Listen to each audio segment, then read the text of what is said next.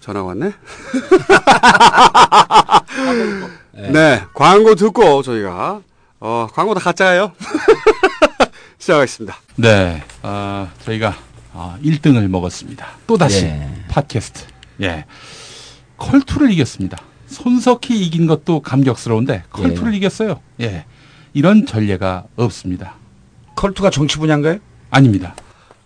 통합 1위입니다. 통합 1위. 그러니까 우리나라에서 있는 그 모든 공중파와 그리고 인터넷 방송들 이 만든 콘텐츠 중에 단일 콘텐츠로 전체 1위다. 네, 이것은 다 카카덕이다.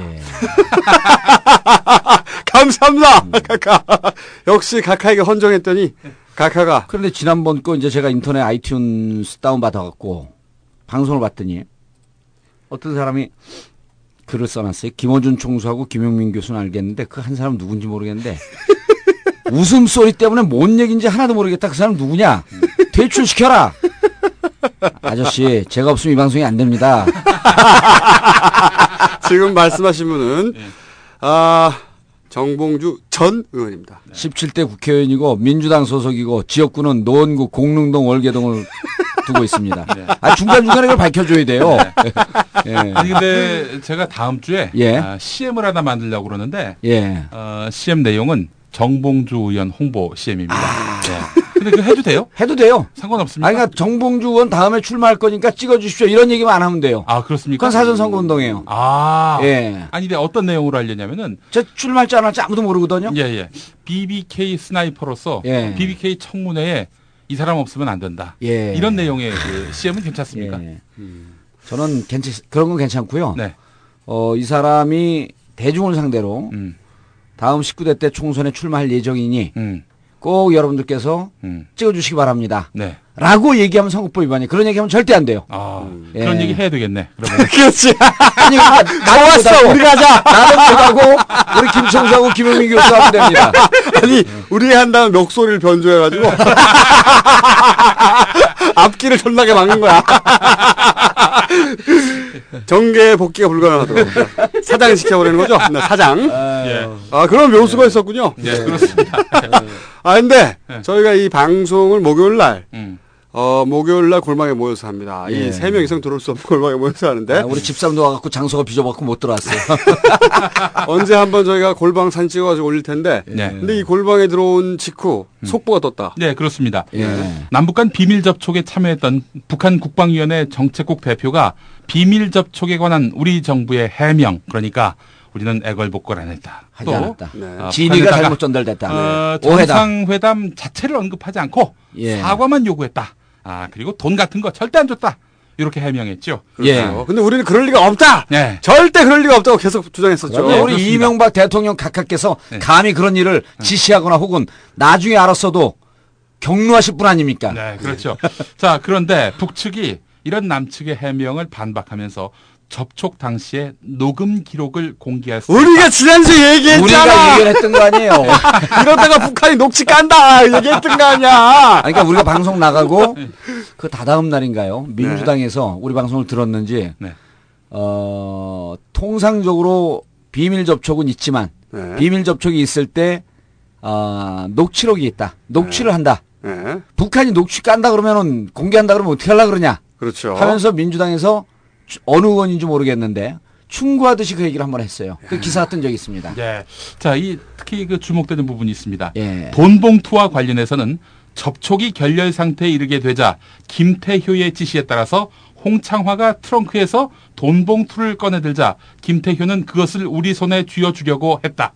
우리가 즉시 쳐던지자 황급히 돈 봉투를 걷어넣고 우리 대표들에게 작별 인사도 제대로 하지 못했다라고 주장했다. 북한이.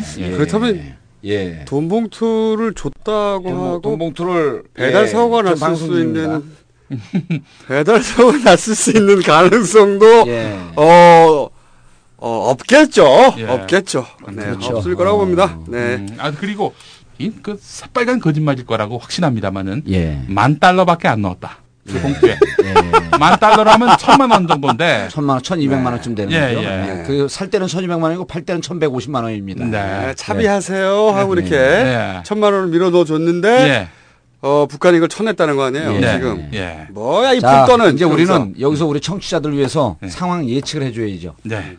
자, 돈봉투를 건넸다라고 하는 북한 측 주장이 이제 녹취록까지 까겠다 하면서 지금 아주 구체적으로 상황 설명을 한 거 아닙니까? 네.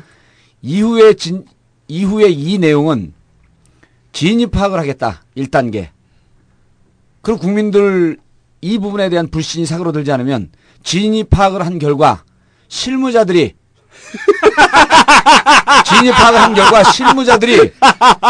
일을 성사시키려고 하는 충동심, 지나친 의혹에 실무자들이 실수했다 하면서 실무자들 꼬랑지 자르듯이 쳐내는 이런 과정이 이제 기다리고 있습니다. 그러면서 각하는 경로하시고. 네. 각하는 내려와서 청와대에서 내려와서 경로하셨다는 기사가 나왔죠. 그리고 이 실무자들을 자르면 후에 문제가 될 것 같으니까 실무자들에게는 3개월 내지 6개월 정도 한직으로 갔다가 다시 복귀시켜 줄 것을 약속을 하고 복귀 혹은 그리고 다른 자리로 보냅니다. 복귀 혹은 다른 자리죠. 그런데도 이게 무마되지 않으면 이 분야를 책임지고 있는 청와대 외교수석을 경질하는 이런 상황이 3단계 과정이 기다리고 있습니다. 제가 보면 통일부 장관도 같이 날아갈 수 있습니다. 통일부 장관까지는 아니고 국장이나 차장으로 처음에 그 손을 대려고 할 겁니다. 그리고 여론이 안 좋으면 이제 장관도 손을 대고 수석도 손을 대는데 어차피 막판에 장관들 좀 나눠줘야 되거든요. 근데 이제 두 분이 모르시는 게 있습니다. 지난번에 우리 대통령 각하께서 뭐라 그랬냐면 내년 총선 출마할 사람들은 5월까지 모두 사표를 내라. 이런 얘기를 한 적이 있어요. 그렇죠. 그런데 지금 6월이 됐습니다. 그때 우유부단하고 우왕좌왕하다가 사표를 못 낸 사람들이 있습니다. 아직도. 이 사람들에게 총선 출마의 길을 열어주기 위해서 이번 돈봉투 사건에 책임을 지고 누구누구를 경질했다. 그 사람은 내년 총선에 반드시 출마합니다. 예언 하나 나왔어요. 그럼요. 기가 막힌 예언입니다. 이게 17대 국회의원 정봉주 노원 갑을 지역구로 두고 있는 저 아니면 못하는 겁니다. 이게. 하지만 내년 출마는 아직 확정됐지 않은. 그리고 이분의 출마를 저희가 막을 수 있다. 선거법 위반으로 보낼 수 있다. 그 점 주의해 주시고 충성을 다 바쳐주시기 바라고요. 저희가 지난주 얘기는 했었죠. 북한이 이제 가지고 놀 것이다. 그러면 주도권을 완전히 가지게 될 것이고 여차하면 녹취록까지 흔들 것이다. 예상했던 일입니다. 그래서 이제 이 방송을 이 두 분들이 얘기하는 건 저는 안 들려. 왱왱왱 소리밖에 안 들려.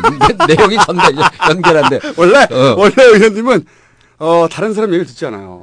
다른 사람 얘기를 듣지 않고 멍한 표정으로 자기 생각만 하고 있어요, 원래. 그러다 언제 끼어들까? 그래서 이제 우리 청취자분들은 진행되고 있는 정치 상황을 잘 풀어서 해설해서 이해도도 높지만 앞으로 신문기사 볼 때 이 사건이 어떻게 전개될까라고 우리가 미리 길을 다 알려주기 때문에 정치에 대한 눈이 확 띄이는 거죠. 고맙다고 댓글 쓴 사람 무척 많습니다. 정치가 재밌다. 정봉주 의원 덕에 정치를 제대로 알기 시작했다. 정봉주 의원 덕은 아니고요. 딴지 라디오 덕에.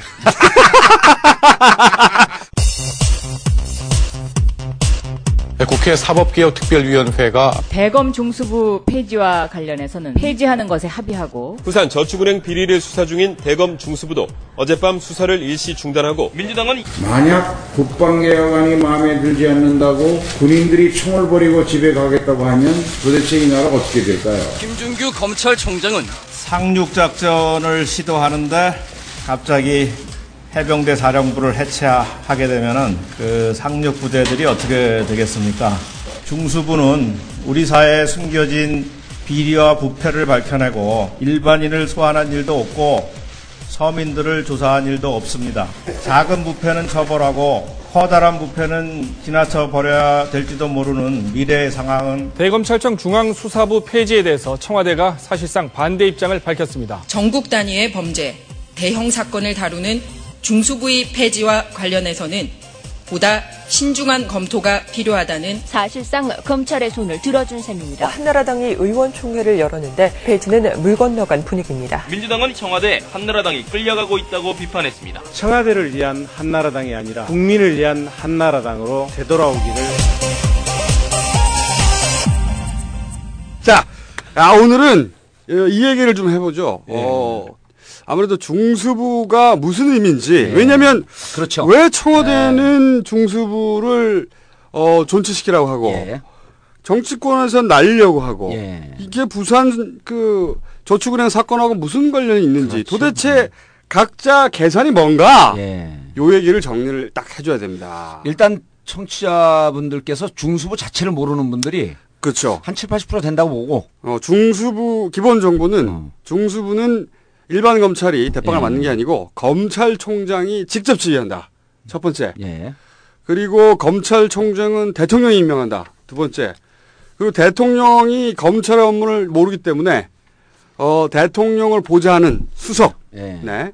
민정수석. 합창한다. 민정수석이 보통 검찰총장의 한두 기수 위에 전 검찰 출신을 갖다 꽂는다. 예.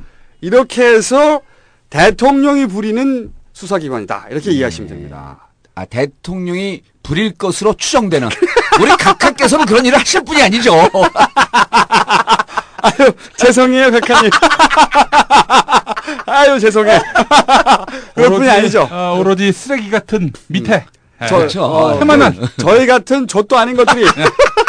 각하를 맨날 경록해. 그런 엄청난 말도 안 되는 상상을 하는 그럼요. 거죠. 그런 것이 이제 예. 중수부라고 우리가 추정하고 있는 거죠. 예. 중수부 이상이 이런 겁니다. 예. 그리고 검찰 중수부에 소속되어 있는 검사들은 언제든지 모든 직업으로부터 네. 차출을 받을 수 있고 보니까 문자로 차출을 해요. 초 엘리트들. 초 엘리트들. 네. 그리고 검찰은 이제까지 우리가 믿기에 거악과 맞서 싸웠습니다. 아주 훌륭한 집단이죠. 그럼요. 네. 네. 권력으로부터 독립을 해서 네. 중립적 위치에서 거악, 정치권, 재계, 거악과 맞서서 싸웠다는 것이 무슨 준규죠? 검찰총장? 김준규. 예, 네. 김준규 검찰총장의 말이었습니다. 그때 제 기억으로는 그 노무현 대통령 수사할 때 예. 바로 중수부가 한 거죠. 중수부가 한 건데 그때 거악 노무현 대통령이 자주 갔던 예. 삼계탕 집이 있습니다. 삼계탕. 거악이죠, 거악. 거악. 예. 예. 삼계탕집이니까 사막이라고 하시죠. 사막. 삼계탕 집도 샅샅이 수사를 했죠. 샅샅이 수사를 해보는 이 거악들. 네. 닭이 나쁘고지 닭이. 예. 근데 그 삼계탕집 진짜 맛있어요. 이름을 얘기하시죠, 이름을. 이름은 잘 모르는데. 예. 우리가 사지 않으니까 보좌관이 돈 내니까 이름도 잘 모릅니다. 자, 그러면 이게 이제 그 소위 위상이에요. 예. 검찰에서 엘리트들이 그렇죠.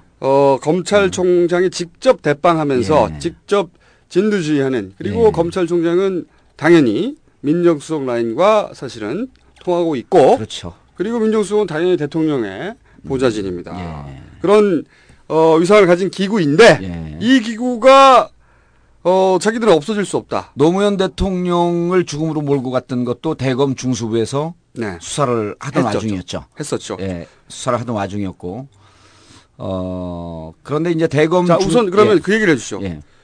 정치권에서는 왜 없애려고 하느냐. 여기서부터 제가. 예. 그러니까 이제 지금 우리 김총수께서 말씀하셨듯이, 대검 중수부라고 하는 것이 네. 검찰 중에 검찰입니다. 그렇죠. 그러니까 절대 권력을 갖고, 무소불위의 권력을 갖고 네. 수사를 못하는 게 없습니다. 대통령 빼고.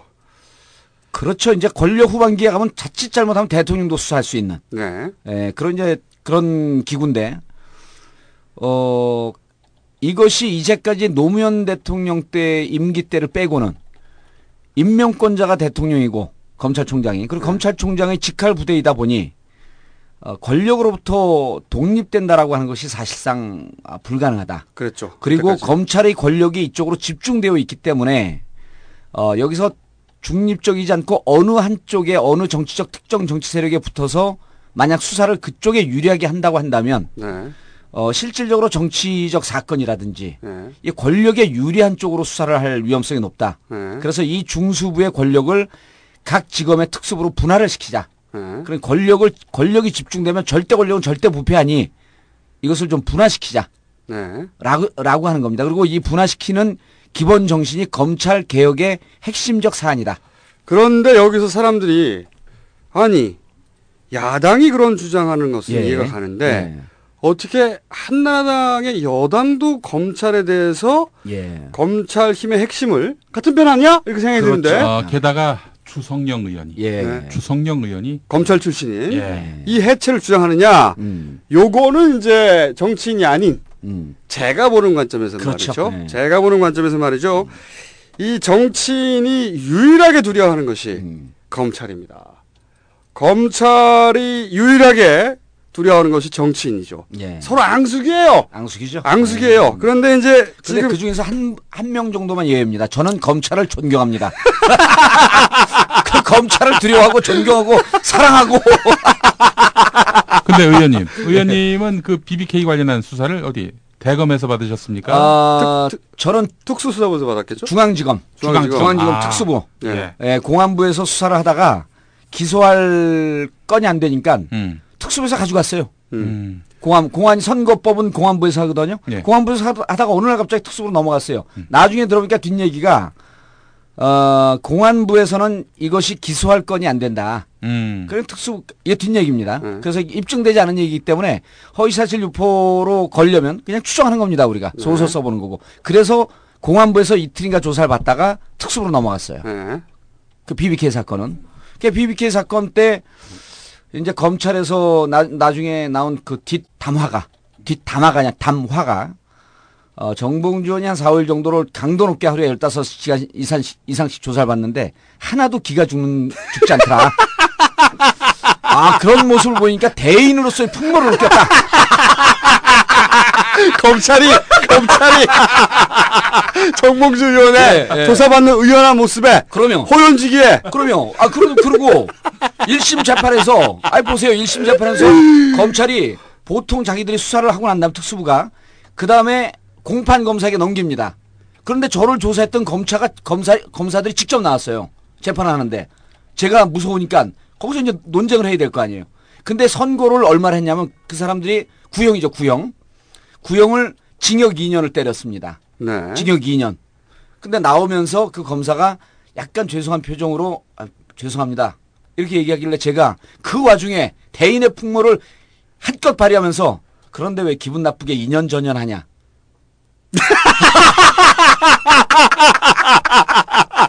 2년 줬다고? 예, 2년 구형을 했는데. 그때 생각해낸 농담이 겨우 2년 전이냐? 예, 2년 전이야. 근데 그 검사분이 못 알아들어요. 근데 옆에 있던 기자들이 나중에 술집에서 다른 의원들에게 야, 정봉주 의원이 그 감옥을 갈 수도 있는 상황에서 농담을 하는 걸 보고 진정한 대권 주자로서 말도 안 되는 소리를 지어. 아유, 제가 이분을 10년 가까이 알았는데 틈을 주면 안 돼요.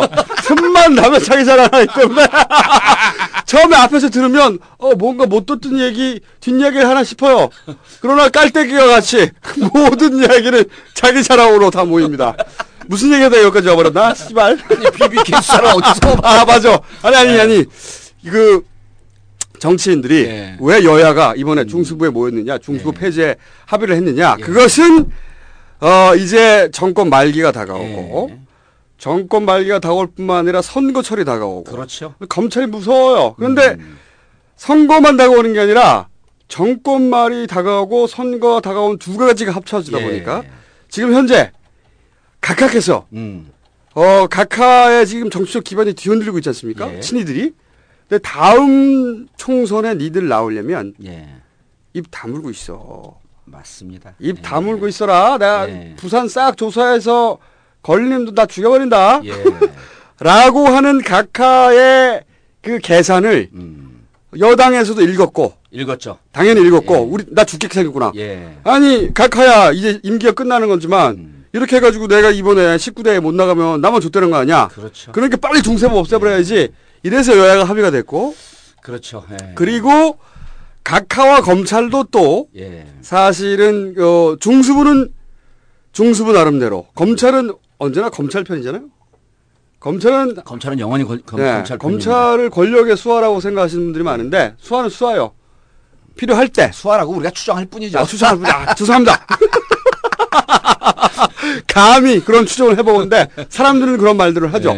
그런데 사실은 검찰은 언제나 검찰의 편입니다. 그렇죠. 특히나 정권 말기가 되면 이제 권력의 비리를 잡아내서 이것으로 현 정권과 딜을 할 것인가 아니면 다음 정권에 이 정보를 넘겨줄 것인가 그런 정보를 쥐고 있어야 다음 정권과의 줄을 타고 승진도 하고 다른 좋은 자리도 가고 그런단 말이죠. 그러니까 이 부산 저축은행을 촌나게 팔 필요가 있고 그리고 중수부가 권력과의 줄이고 그러죠. 그리고 청와대에서도 이제 중수부를 움직여서 데리고 지금 그 국회 소위 한나라당을 압박하고 야당을 싹 죽이고 할 필요가 있습니다. 그렇죠. 이해가 딱 맞아 떨어진 거죠 지금. 그래서 이제 그 대검 중수부 폐지 얘기가 집권 초중반쯤에 살짝 한번 나왔다가 최근에 가속을 붙이기 시작을 합니다. 최근에 가속을 붙이기 시작을 하는데 우리가 이제 이 정치적 사안과 사건을 해설을 해줘야지 우리 청취자들의 정치적 식견이 높아지는 거 아니에요? 그런데 이게 언제 가속을 받기 시작했냐면 사실 그 부산저축은행 은진수 부산저축은행에서 돈을 받았던 BBK 대책 반장 출신 은진수를 구속하면서부터 사실은 은진수 구속하고 그다음에 삼화저축은행으로부터 정진석 청와대 정무수석이 신삼길 회장과 친분이 있다라고 하는 얘기는 검찰에서 나온 얘기거든요. 그리고 삼화저축은행뿐만 아니라 부산저축은행 모든 저축은행에 대해서 저축은행 퇴출과 관련된 비리를 철저히 조사해라. 라고 하는 그 시점에 중수부 폐지에 대한 얘기가 가속이 붙기 시작을 했어요. 그렇죠. 겁난 거죠, 정치권에서. 정치권에서 어느 저축은행, 그리고 놀랍게도 한나라당 의원들, 민주당 의원들도 계속 실명으로 연루됐을 것이다라고 기사가 나오기 시작을 합니다. 이건 검찰이요. 우리가 기사를 완전히 흘렸다고 얘기하는 순간 우리는 또다시 이게 문제가 될 수 있기 때문에 기사를 흘렸을 것으로 추정되지만. 검찰이 스스로. 그런데 이 와중에서 어느 저축은행 하게 되면 의원들이 옛말 아주 훌륭한 말 있잖아요. 내 죄를 내가 알렸다. 자기만이 정확히 알고 있거든요. 그렇죠. 예, 그러니까 위험하다 이거. 요건이 나왔다라고 하는 것은 이 부분에 대해서 내가 얘기를 좀 닫아야 되겠다. 그리고 다른 의원들 전체 입장에서는 검찰이 중수부가 저축은행 건으로 정치권을 길들이게 하고 있다. 그렇죠. 라는 이런 입장이 반영됐을 거라고 저는 보는 겁니다. 그러니까 검찰과 존재 증명을 하고 그다음에 정보를 추적해 놔야 되는 검찰의 필요와 그다음에 그 의원들을 조져야 할 다음 그 총선 때 까불지 못하게 조져놔야 할 청와대의 필요가 딱 맞아 떨어진 거죠. 그렇죠. 검찰에서도 이 정보를 갖고 있어야만이 의원들 입장에서는 검찰 중수부 폐지 표결에 들어간다든지 이게 법안으로 통과되고 그럴 때 이러저러한 이유로 반대의 견해를 펴는 사람들이 검찰 출신뿐만 아니라 저는 있을 거라고 보는 거죠. 그리고 그렇죠. 이 반대의 견해를 표명할 명단의 숫자를 늘려놓자라고 하는 것이 검찰에 숨어있는 계산인 거죠. 계산이 아니겠느냐라고 추정해보는 거죠. 그렇죠. 그 검찰의 이해는 명확하게 이해가 되고 그럼 청와대가 국회 이해도 정확하게 이해가 되죠. 얘네들이 나를 조지려고 하는 거구나. 이해가 되고 근데 여기서 이제 청와대가 양날의 검을 뽑았다. 어쩔 수 없이 그렇죠. 이 부분이 이제 이 사건을 바라보는 묘미입니다. 왜냐하면은 정권 말기에 이렇게 그 검찰을 부리게 되면 그 과정에서 추적되는 정보들이 고급 정보들이 있을 것이고 그것이 정권이 말이 되면 정권이 영하지 않단 말이죠. 그러면 자기한테 칼이 돼서 자기 득에 꽂힐 위험성이 있단 말이에요. 그럼에도 불구하고 이 중수부를 움직일 수밖에 없는 그런 딜레마에 빠져 있는 거죠 지금 청와대가. 청와대는 공식적으로 검찰 중수부 대검 중수부 폐지에 대해서 신중해야 한다라고 하면서 사실은 공식적 반대 입장을 표명을 했죠. 그 반대 입장을 표명하자 김진표 민주당 원내대표가 자칫 자신들에게 독이 될 수도 있는데 왜 중수부 폐지에 반대하느냐라고 하는 의미는 이명박 대통령 각하의 정권이 끝나고 난 다음에 만약에 혹시 비리가 있다고 한다면 그럴 일은 없지만 절대 그럴 일은 없지만 혹시 비리가 있다고 한다면 중수부가 퇴임한 권력을 손을 대고 그리고 당신들도 심하게 다칠 건데 그러니까 노무현 대통령한테 자기들이 했던 그대로 그대로보다도 이제 뭐 좀 비리가 더 많으면 좀 더 강도 높게 하겠지만 어쨌든 중수부가 그렇게 현 대통령 각하는 비리는 없을 것 같잖아요. 물론 절대 없으실 분이죠. 그분은 상상할 수 씨발 절대 그럴 뿐이 아닙니다. 절대 그럴 뿐이 아니죠. 네. 그런데 만약에 비리가 있다고 한다면 네. 또 더 많다고 한다면 네. 대검 중수부의 칼이 바로 직접적으로 자신들의 심장을 꽂을 건데 그러니까 왜 말이에요. 중수부 폐지를 반대하느냐 라는 입장을 얘기했단 말이에요. 이제, 그렇죠. 이제 청취자분들 충분히 이해했을 거고 네. 청와대 입장은 이렇게 이해가 됩니다. 공식적으로는 대검 중수부 폐지를 반대했고 네. 이거는 대검에게 아주 우호적인 시그널을 보낸 거예요. 그렇죠. 나 니네 편이다. 알아라. 당신들 조직을 지켜줄 거야. 그렇죠. 대검 중수부 의미 있어. 그리고 나는 분명히 당신들 편이라고 하는 입장을 보여줬어. 네. 이제는 나와 우호적인 관계를 레임덕이라고 하는 거 신경 쓰지 말고 끝까지 가자. 네. 우리는 이 동지 아니냐. 그런 제스처를 한번 던져고. 제스처를 한번 보였고 혹은 또 우리가 지금 추정하고 추정했듯이 그런데 만약에 난 비리가 없지만 혹시 또 다른 놈이 비리가 있으면 나한테까지 똥물이 튀지 않을까? 네. 그럼 중수부가 있으면 저게 나한테 좀 해가 되거나 독이 되지 않을까? 독이 된다라고 하는 것은 김진표 원내대표가 쓴 표현이죠. 독이 되지는 않을까라고 하는 입장 때문에 공식적으로는 중수부 폐지에 반대한다. 하지만 여야가 세게 밀고 들어오거나 강력하게 요청을 하게 되면 마지못해서 받아들이면서 나는 폐지 안 하고 싶었지만 국회에서 폐지를 희망을 했으니 나는 좀 살려주고 국회의원들 조져라. 양수겸정을 던졌다고 보시는 거죠. 양수겸정을 던진 거죠. 그러니까 표면적으로는 중수부 편을 들은 척하면서 결국 없어진다 하더라도 나는 그 크게 손해는 아니다. 예. 그러니 수사를 빨리 진행했던 겁니다. 그렇죠. 예. 수사를 절대 막지 않고 존나게 빨리 진행이 됐어요. 실제로. 시그널을 계속 보냈잖아요. 네. 저축은행에 대해서 다 조사하라. 그런 것은 지난번에도 우리가 얘기했지만 그것은 민주당 의원들 당신들도 떨고 있지 않냐. 네. 조심해라. 라는 시그널을 보내주면서 이 중수부 폐지에 대해서 혹은 저축은행 문제에 대해서 더 이상 파고 들어가지 못하게끔 막아버린 거죠. 네. 그리고 그러면 이제 검찰의 입장에서는 중수부 폐지는 일단 무조건 반대하고 저축은행 수사의 강도는 아마 중수부 폐지라고 하는 사회적 과제가 걸려있기 때문에 역대 중수부가 81년도 전두환 정권 때 생겼습니다. 그러니까 이렇게 이해하시면 돼요. 전두환 정권은 독재 정권이라고 우리가 규정한 거 아닙니까? 네.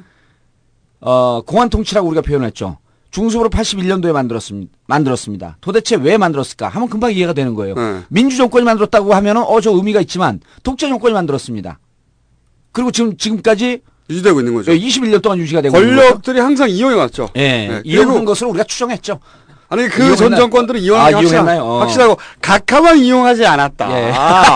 각하는 이용하지 않았다는 게 분명하지 않겠는가 하는 수정을 하는 거죠. 중수부는 자신들이 갖고 있는 능력, 기술, 테크닉 모든 걸 다 총동원해서 역대 어느 중수부보다도 이번에 저축은행 사건을 신속하게 엄격하게 다만 각하의 피해가 직접 가지 않을 선까지. 그리고 다 조사를 해놓고 피해가 가는 선을 깔 거냐 말 거냐라고 하는 것은 정치적 상황을 보면서 판단합니다. 여러 개 패를 두고. 그거는 제가 보기에는 그건 이제 검찰의 편이다라는 건데. 검찰 입장에서요. 이 1년 만에 나온 시점에서 깔 수는 없겠죠. 하지만 그럼요. 카드를 가지고 있다는 것. 예. 그러니까 지금 중수부가 고사인해 놨어요.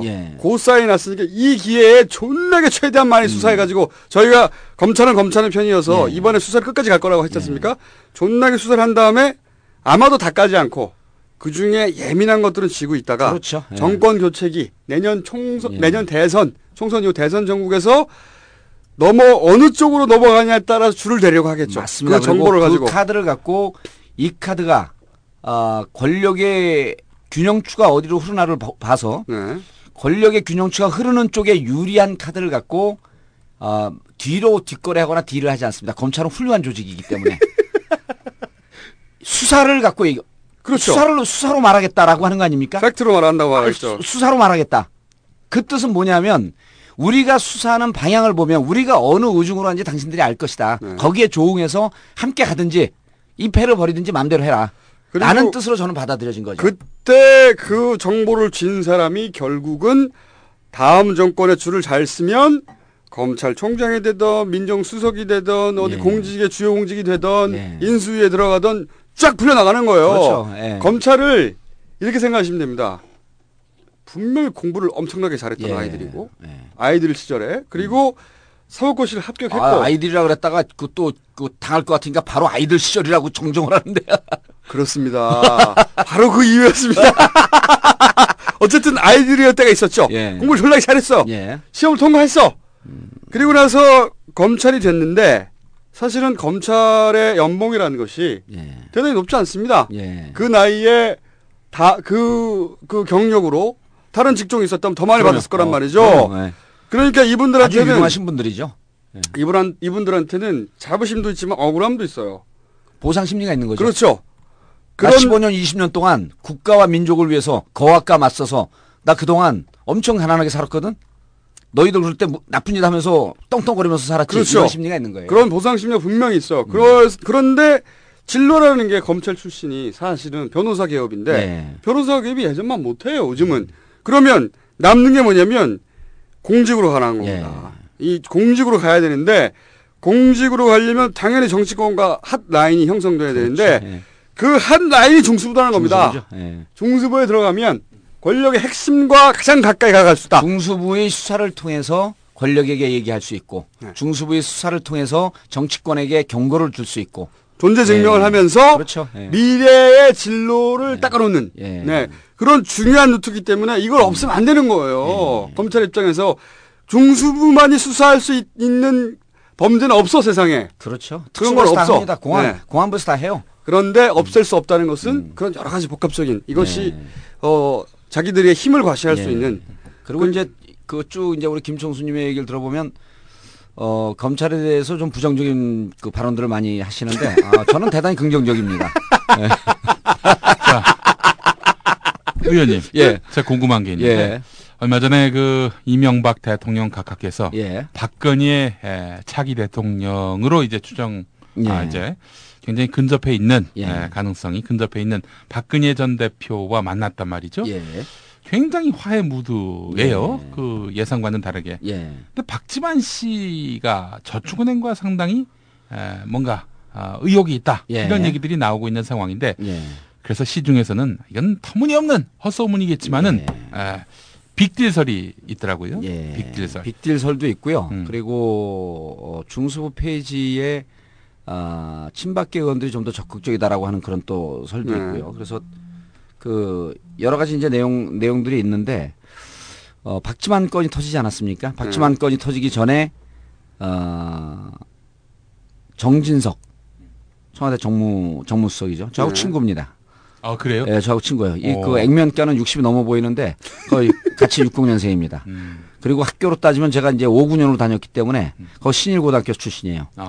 신일고등학교 출신이 아주 그 좋은 인간성이 좋은 친구입니다. 아버지가 저 50 때 잘 나갔던 정성모 전 국회의원이고요. 또 한국일보 기자 했었고요. 한국일보 기자 했었고요. 근데 실제로 저하고 만나보면 한 20년 저보다 나이가 더 들은 것처럼 보입니다.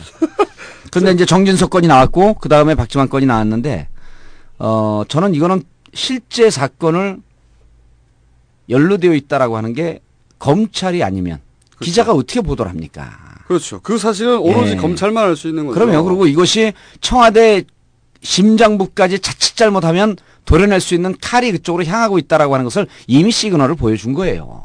그리고 이런 것도 있는 것 같아요. 제가 보기에는 검찰의 필요도 있었던 것 같아. 검찰이 이제 친박 쪽에서 중수부가 소위 그 기획 수사를 한다든가 자기들한테 칼날이 들어온다든가 뭐 이런 두려움들이 있다 보니까 그 친박 쪽에서는 중수를 빨리 없애야 된다. 라고 적극적으로 나서는 사람들이 많으니 니네 그런 식으로 나오면 우리가 기술 들어가가지고 박근혜 후보 그러면 아직 후보 아니지만 전 대표 이렇게 상처 줄 수 있다니네. 조심해라. 전 대표 동생 박지만 건이 나온 것은 무척 심각한 도덕성의 타격이 될 수 있는 아킬레스 건으로 하나 뜬 거죠. 그러니까 박근혜 전 대표를 보게 되면 한마디 정치 아닙니까? 여러 말을 하지 않아서 실수를 덜 하면서 사실상 별로 결함이 없는. 여기서 잠깐 성대모사를 한번 해보겠습니다. 지금 대전은 어떻게 됐습니까? 남자가 한 것 치고는 나쁘진 않았는데 다시는 하지 마요. 이제 박근혜 대표는 말을 줄이고 한 줄씩만 얘기하는 한 줄 정치란 말이에요. 한마디 정치. 그게 결함이 별로 없어요. 저는 말을 많이 해서 결함을 찾아보기가 힘이 들어. 이게 어디가 진짜고 어디가 거짓인지. 그런데 박지만을 딱 건든 것은 실질적으로 연루가 되어 있을 개연성이 이미 보도가 되면요. 이게 여론 재판이라고 하지 않습니까? 국민들은 보도만 되는 것만으로도 박지만이 연루되어 있다라고 이렇게 믿게 돼요. 그렇죠. 보통은. 예, 국민들은 아주 디테일을 모릅니다. 그런데 또 거기서 우리 박근혜 전 대표가 실수했잖아요. 본인이 아니라고 그러니 끝난 거 아니냐. 그럼 우리가 절도범이 들어갔고 살인범이 들어갔고 나 살인 안 했습니다. 그럼 본인이 아니라고 했으니 수사를 종결하겠다. 이런 얘기랑 똑같은 거거든요. 그 사례는 좀 너무 좀 아니하고 예. 이명박이 BBK가 아니라고 하면 아닌 거 아니냐. 그렇죠. 그때 그런 얘기가 나왔었죠. 예, 내가 아니라 그러는데 왜 자꾸 내 거라 그러냐. 예. 그럼 날 주지. 아유. 근데 이제 이런 생각을 했을 것 같아요. 박근혜 전 대표 입장에서는 이게 도대체 어느 선에서 온 것일까? 예. 검찰이 소위 중수부를 지키기 위한 카드로 내세운 거냐? 예. 아니면 각하께서 예. 혹여라도 예. 사실은 미팅을 해놓고 예. 뒤로는 이렇게 친박 쪽한테 견제 기술이 들어간 거냐? 둘 중에 하나 의심했겠죠. 저는 후자라고 생각하고 싶진 않지만 예. 그러지 않습니다. 왜냐하면 정치권은 늘 전략과 전략이 부딪히기 때문에 둘 다 걸어놓은 겁니다. 둘 다 걸어놓은 거니까 어느 쪽으로 치우치지 않고 양쪽으로 카드를 동시에 던져놓고 유리한 쪽에 나오는 카드를 중심으로 상황을 풀어나가는 거죠. 그러니까 실질적으로 박근혜 전 대표를 걸면서 상황을 보면서 이 카드를 풀어나가는 겁니다. 자, 그러면은 전망을 한번 해보죠. 예. 전망을 각자. 자, 이 검찰의 입장에서는 부산저축은행을 최대한 빠른 속도로 최정예를 투입해서 최고조의 강도로 수사를 할 것이다. 그리고 다만 수사 결과를 다 발표하지는 않을 것이고 수사 결과 발표의 조율은 있겠지만 이 기회에 정치권의 각종 커넥션과 비리들을 최대한 긁어모을 것이다.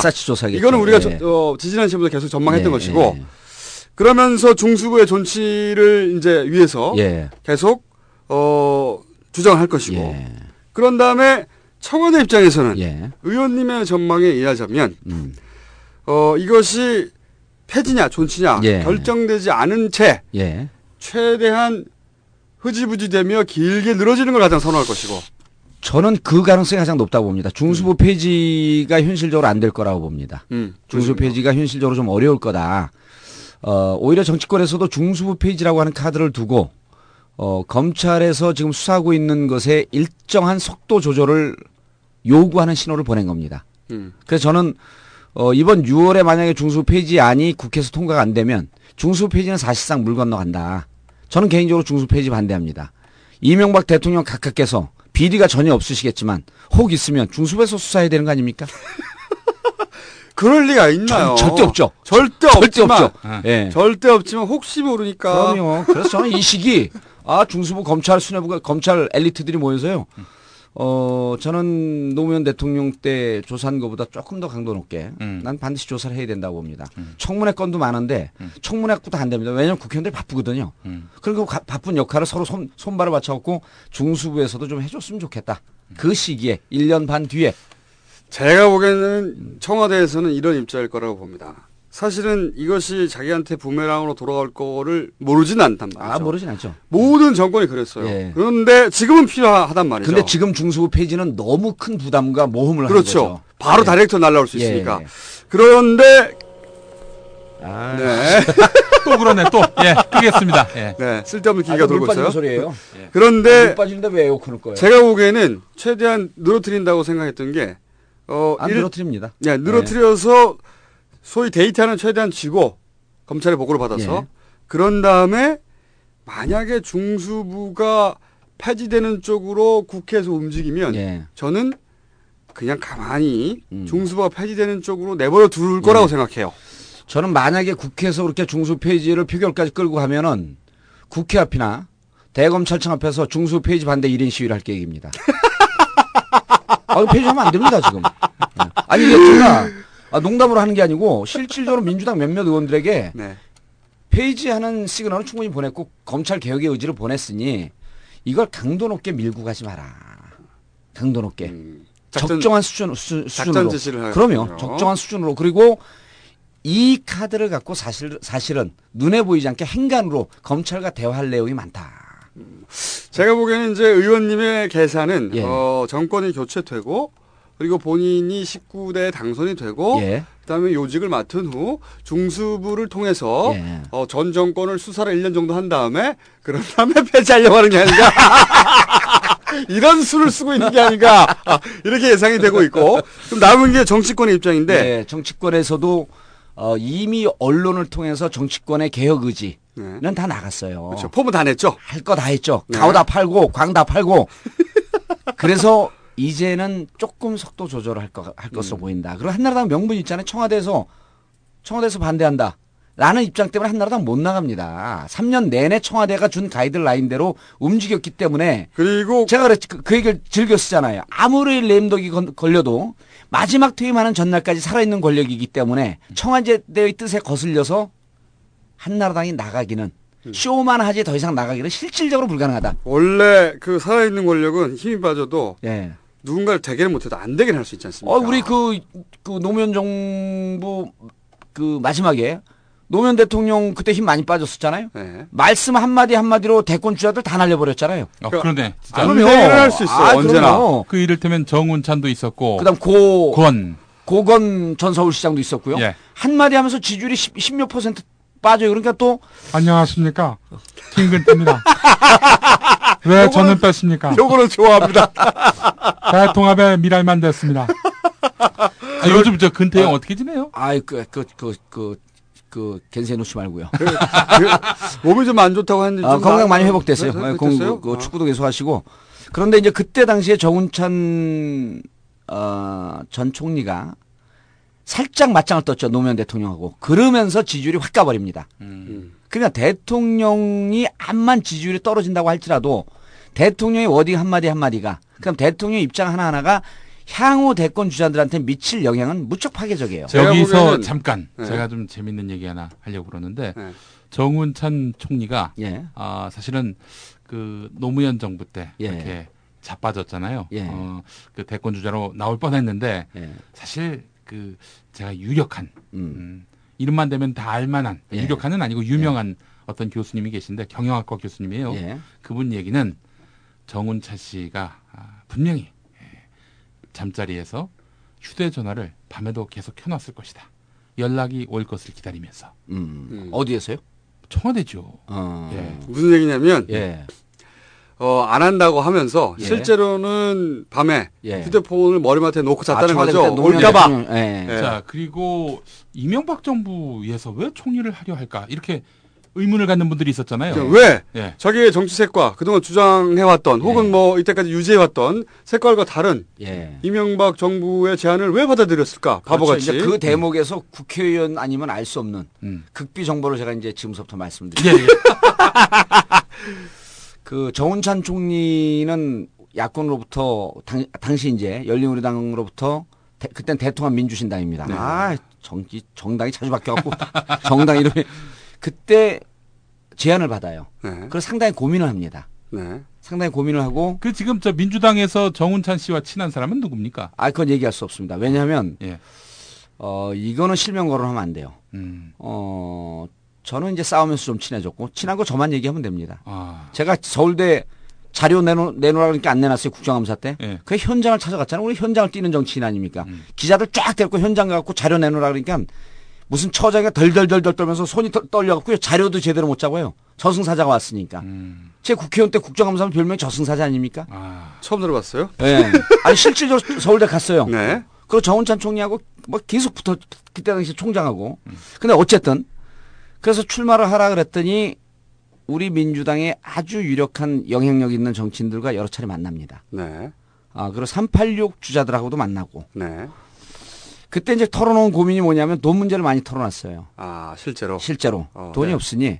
그러니까 또 이쪽에서는 대선 붙으면 돈 문제는 책임질 테니까 선언만 해라. 네. 라고 얘기한 분들도 있었고요. 네.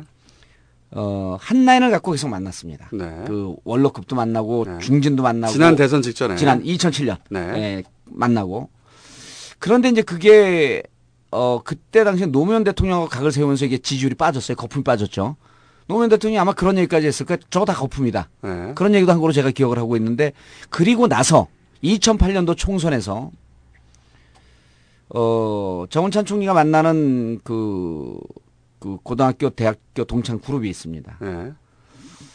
그런데 2008년 총선에서 총선을 총괄 책임을 져서 우리 민주당과 함께 뛰자라는 제안이 들어갔는데 그거를 답도 하지 않고 네. 부인도 하지 않으면서 시간을 끌고 질질 끌면서 결국은 내용적 부인을 합니다. 그때 이미 우리는 이명박 정부로부터 러브콜이 올 것을 본인이 예측하고 있었고 그러한 시그널을 주위에서 들어서 그거를 기다리고 있었다. 18대 총선 18대 총선 전후로 해서. 예. 그때 이미 시그널이 갔을 것이다.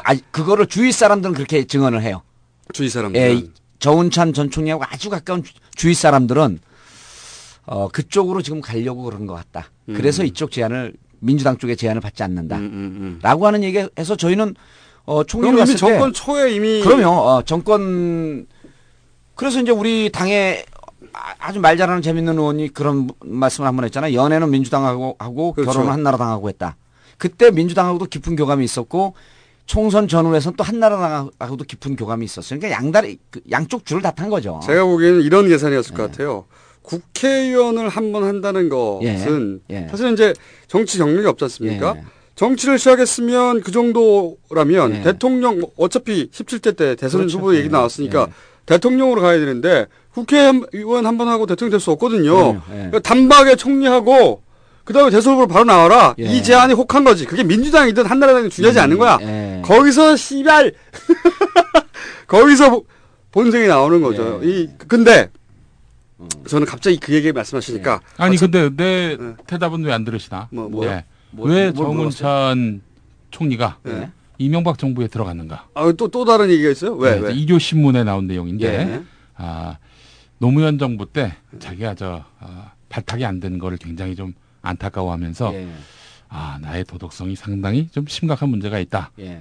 이것 때문에 내가 못 들어갔으니 이 정권에서는 나를 받아줄 것이다. 이런 생각 때문에. 이런 신문이 나왔습니까? 나왔습니다. 여의도 정가에서는 쫙 퍼졌던 얘기예요. 그러니까 그때 대권 제안을 할 때 아주 가까운 사람들한테는 뭐 그런 얘기도 했다는 설이 있어요. 설. 내가 생각보다 재산이 많다. 그리고 본인이 안고 있었던 여러 가지 문제가 있었던 거 아니에요. 정운찬 얘기하면 또 떠오르는 게 신정아 자수전 아닙니까? 신정아 제가 직접 인터뷰했지 않습니까? 제가 신정아 편 언제 한번 해야 되는데 어쨌든 근데 저도 신정아 씨 생각이 나서 그러는 건데 이 신정아 씨가 사실은 본의 아니게 본인의 의사와 아무 상관없이 역사에 큰 기여를 했어요. 기여를 했죠. 지난번 분당에서 만약에 정운찬 사실은 이 이명박 진영에서 각각 진영에서는 카드가 없으니까 어떻게든 정운찬을 키우려고 했던 거 아닙니까? 그리고 키울 수 있는 마지막 기회가 재보궐선거였는데 재보궐선거 때 밀려고 하는데 바로 신정아 씨 나온 거 아니에요? 신정아. 그렇죠. 신정아 나와가지고 사실은 손학규 대표가 이겼어요.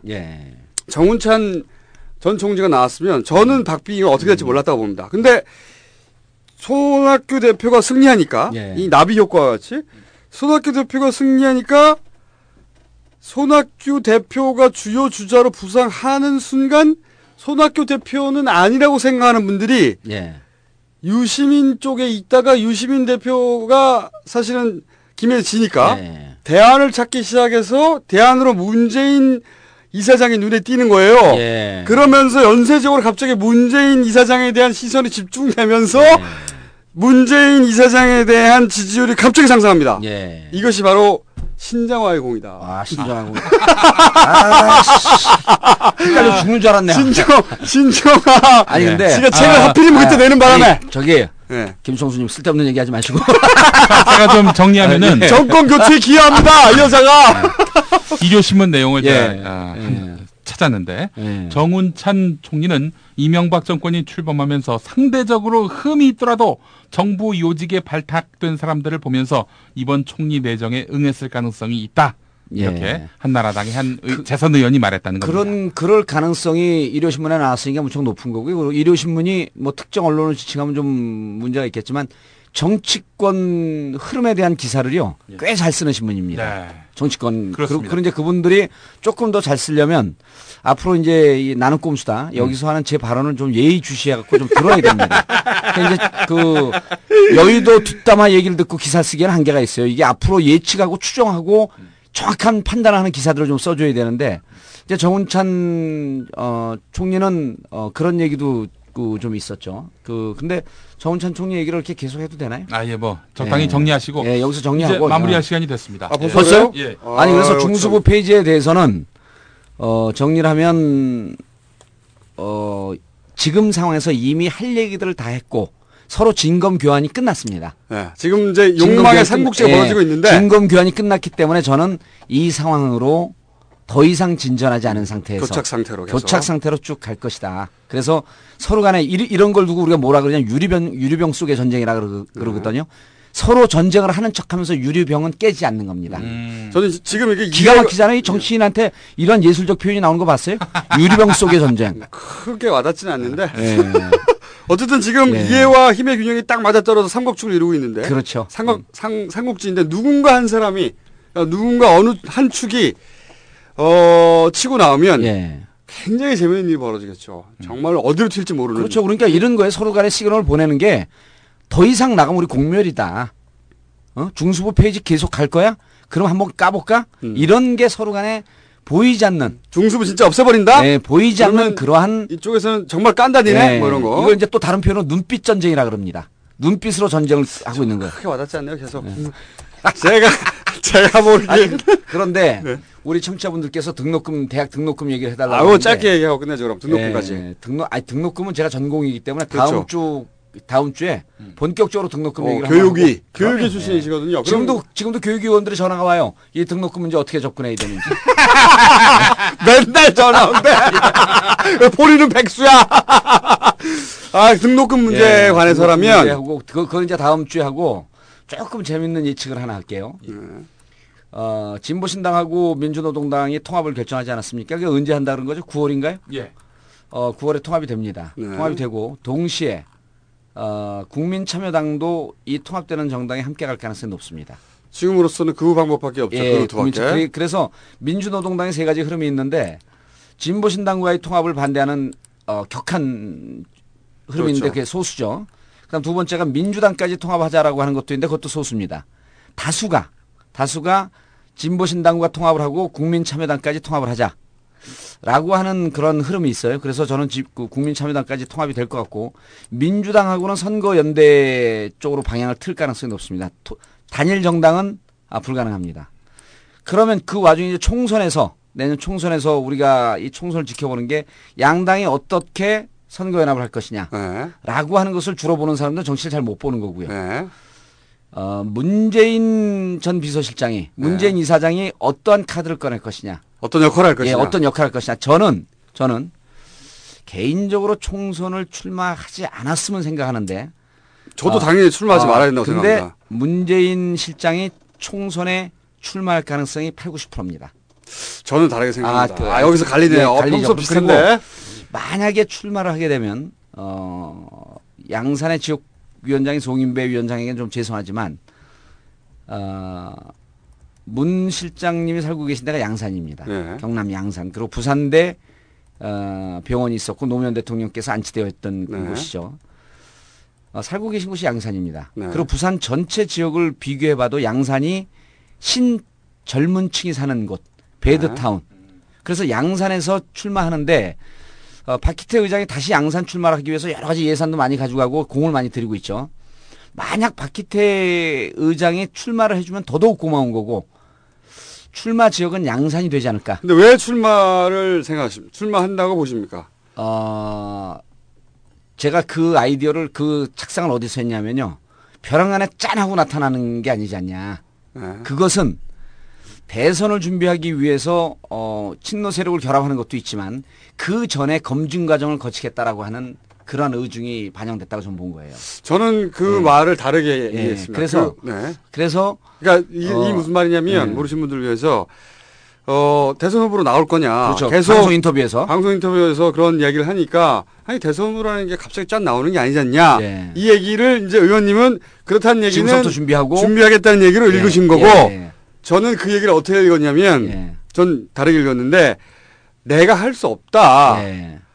대선 후보가 갑자기 나올 수 없는 거라서 나같이 그렇게 그 이전에 선출직 경력도 없고 본격적으로 정치하지 않은 사람은 그러니까 그것은 거절의 표현이지 자기가 준비하겠다는 표현은 저는 아니라고 생각합니다. 제가 알고 있는 문희상 이게 이제 지금 우리 김청수님께서 얘기한 게 시중에 이제 이렇게 널려 있는 그런 평론가들의 분석이고 제 분석은 이제 그거를 뛰어넘어서 한 2발 정도 앞서간 거죠. 제가 보기엔 그거는 오버예요. 오버고 어쨌든 그리고 친노 진영에서의 다수의 견해가 총선을 출마해야지 대선을 갈 수 있다. 라는 쪽의 견해를 많이들 갖고 있어요. 그런 분들도 많이 있더군요. 그런 분들이 있어요. 그리고 민주당에서조차도 민주당에 들어오든 아니면 외곽에서 무소속으로 나오든 나오는 한이 있더라도 총선을 거쳐서 가면 이 폭발력은 배가 되고 대선은 무조건 이기는 싸움이 될 것이다. 저는 아니라고 생각합니다. 저는 나올 필요도 없을 거니와 나와서 득도 있고 실도 있겠지만 쓸데없는 실을 만들 수도 있다. 저는 그렇게 생각하는데 그건 다음에 얘기를 하고 그렇죠. 마지막으로 끝내기 직전에 그 등록금 다음 주에 특집을 할 텐데 제가 이 등록금 관련해서 계속 요즘 하고 있는 얘기가 있습니다. 오세훈 서울시장에 대해서 헌사를 짧게 하고 있어요. 오세훈 서울시장이 이 딸 둘을 대학에 보내느라고 허리가 휘었다고 그랬거든요. 제가 그래서 저는 그런 얘기가 나올 때마다 항상 팩트에 근거한 조사를 합니다. 그래서 바로 조사를 해봤습니다. 고위공직자 재산 공개 몇 년치 쫙 봤어요. 거기 보면은 이 고 대학 그 두 딸이 대학을 다니는 기간 동안 재산이 약 30억대에서 50억대로 증가합니다. 아니 허리가 휘니까 후원금이 많이 들어온 거 아닐까요? 제 말이 그거예요. 그게 제가 보기에는 이 급속한 재산 증식에 의한 요통.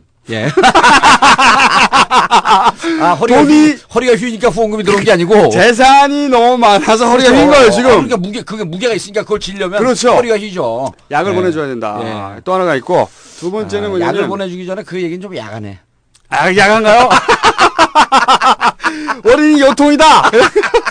두 번째는 허리가 진짜로 휘려면은 이 등록금이 1년에 1,000만 원을 벌 때 평균 두 딸이면 8년 아니겠습니까? 합치면 그럼 약 1억이라고 치면 이 허리가 휘려면 딸이 50명 정도 있어야 됩니다.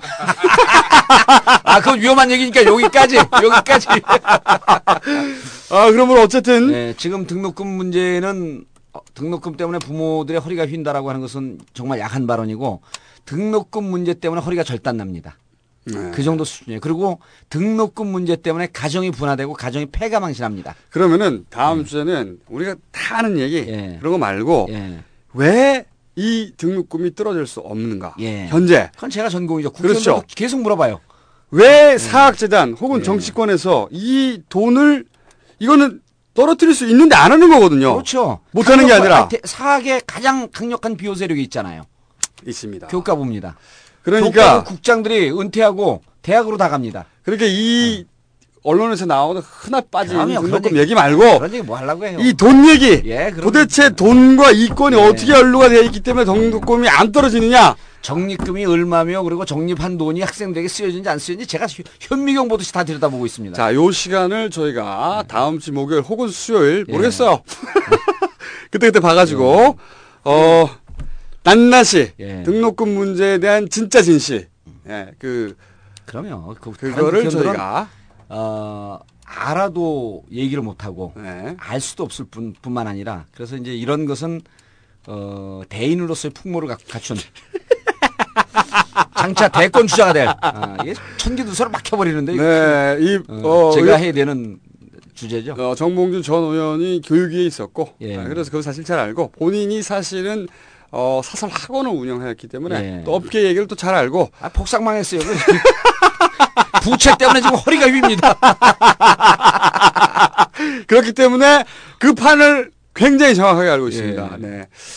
자아 비판과 함께 다음에 정확한 분석.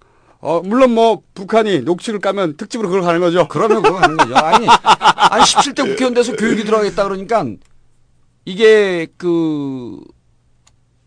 그러니까 뭐라 그러죠? 이게 이제 거기 들어갈 수 없는 사유가 있대요. 그게 무슨 책 사유라고 그러는데 그것 때문에 나는 동종업종이기 때문에 안 된다. 교육이. 그럼 무슨 사유냐 그랬더니 사설학원을 운영했기 때문에 사설학원 입장을 대변할 것 같아서 거기 안 된다는 거예요.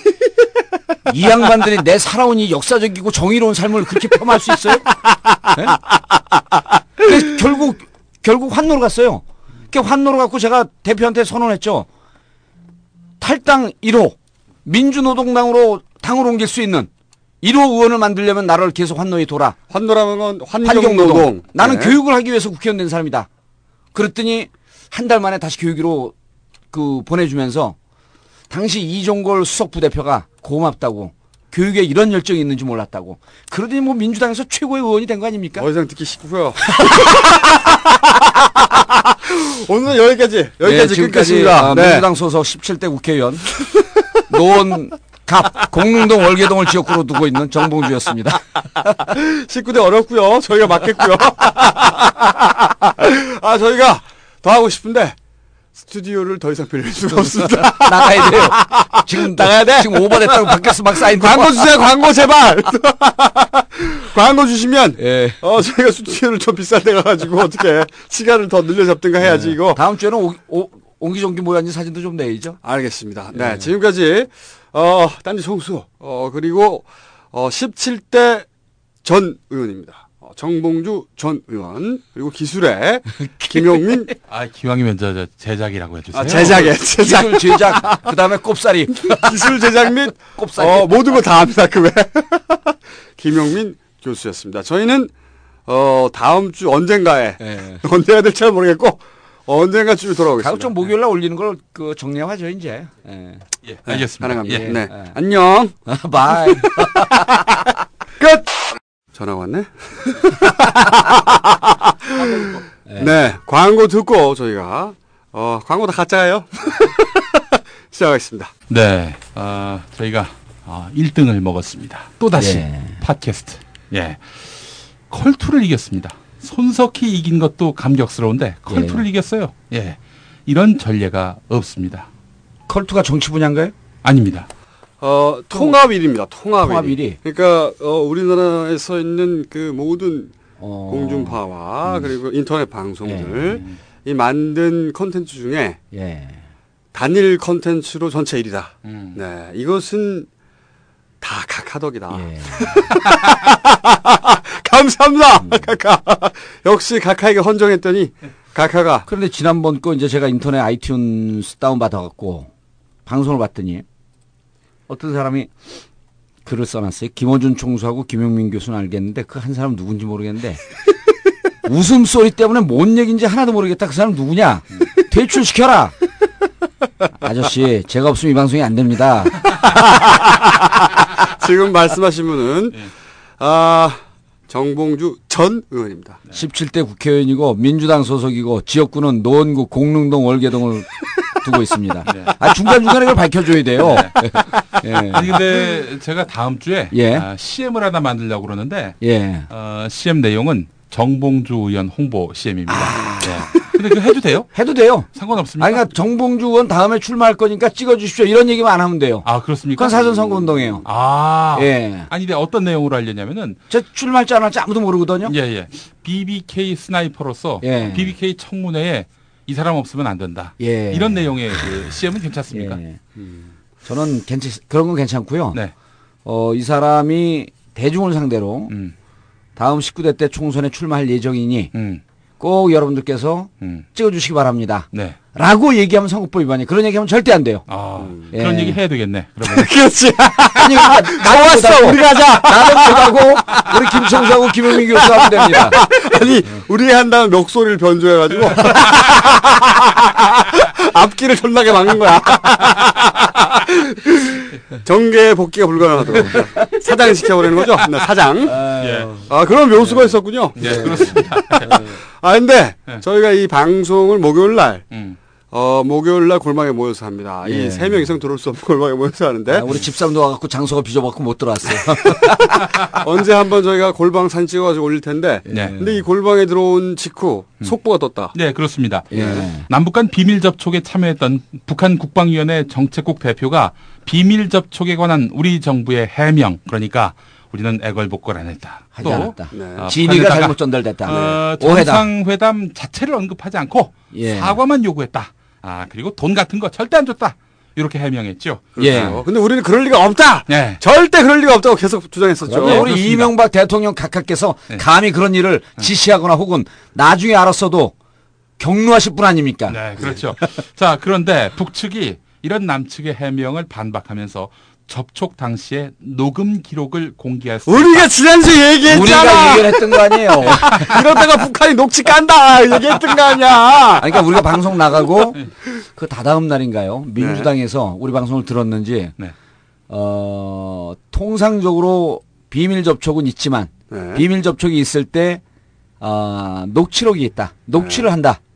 북한이 녹취 깐다 그러면은 공개한다 그러면 어떻게 하려고 그러냐. 그렇죠. 하면서 민주당에서 어느 의원인지 모르겠는데 충고하듯이 그 얘기를 한번 했어요. 그 기사가 뜬 적이 있습니다. 네. 자, 특히 그 주목되는 부분이 있습니다. 돈 봉투와 관련해서는 접촉이 결렬 상태에 이르게 되자 김태효의 지시에 따라서 홍창화가 트렁크에서 돈 봉투를 꺼내들자 김태효는 그것을 우리 손에 쥐어주려고 했다.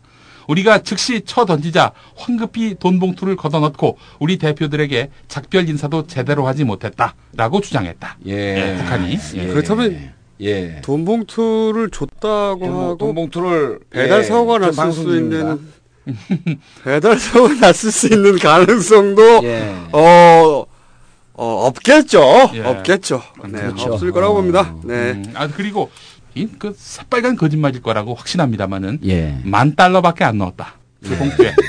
$10,000라면 1,000,000원 정도인데. 1,000,000원, 1,200만 원쯤 되는 거죠. 그 살 때는 1,200만 원이고 팔 때는 1,150만 원입니다. 참이 이렇게 한나라당의 여당도 검찰에 대해서 검찰 힘의 핵심을 같은 편 아니야? 이렇게 생각이 드는데. 게다가 주성영 의원이 주성영 의원이 검찰 출신인 이 해체를 주장하느냐?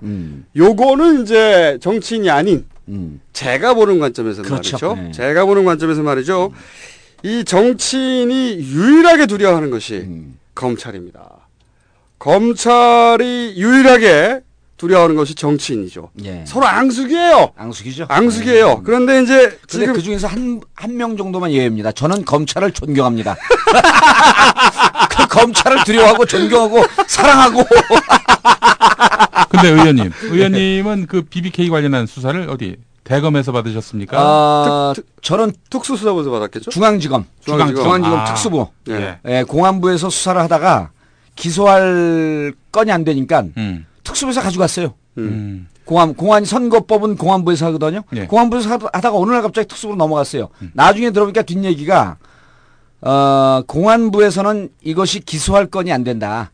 그래 특수 이게 뒷얘기입니다. 그래서 입증되지 않은 얘기이기 때문에 허위사실 유포로 걸려면 그냥 추정하는 겁니다. 우리가 소설 써보는 거고. 그래서 공안부에서 이틀인가 조사를 받다가 특수부로 넘어갔어요. 그 BBK 사건은. 그 BBK 사건 때 이제 검찰에서 나중에 나온 그 뒷담화가 정봉주 의원이 한 4월 정도로 강도 높게 하루에 15시간 이상씩 조사를 받는데 하나도 기가 죽지 않더라. 그런 모습을 보니까 대인으로서의 풍모를 느꼈다. 검찰이 정봉주 의원의 조사받는 의연한 모습에 호연지기에 그러면 그리고 1심 재판에서 보세요. 1심 재판에서 검찰이 보통 자기들이 수사를 하고 난 다음 특수부가 그 다음에 공판 검사에게 넘깁니다. 그런데 저를 조사했던 검사들이 직접 나왔어요. 재판을 하는데 제가 무서우니까 거기서 이제 논쟁을 해야 될 거 아니에요. 근데 선고를 얼마나 했냐면 그 사람들이 구형이죠. 구형을 징역 2년을 때렸습니다. 징역 2년. 근데 나오면서 그 검사가 약간 죄송한 표정으로 죄송합니다. 이렇게 얘기하길래 제가 그 와중에 대인의 풍모를 한껏 발휘하면서 그런데 왜 기분 나쁘게 2년 전연하냐.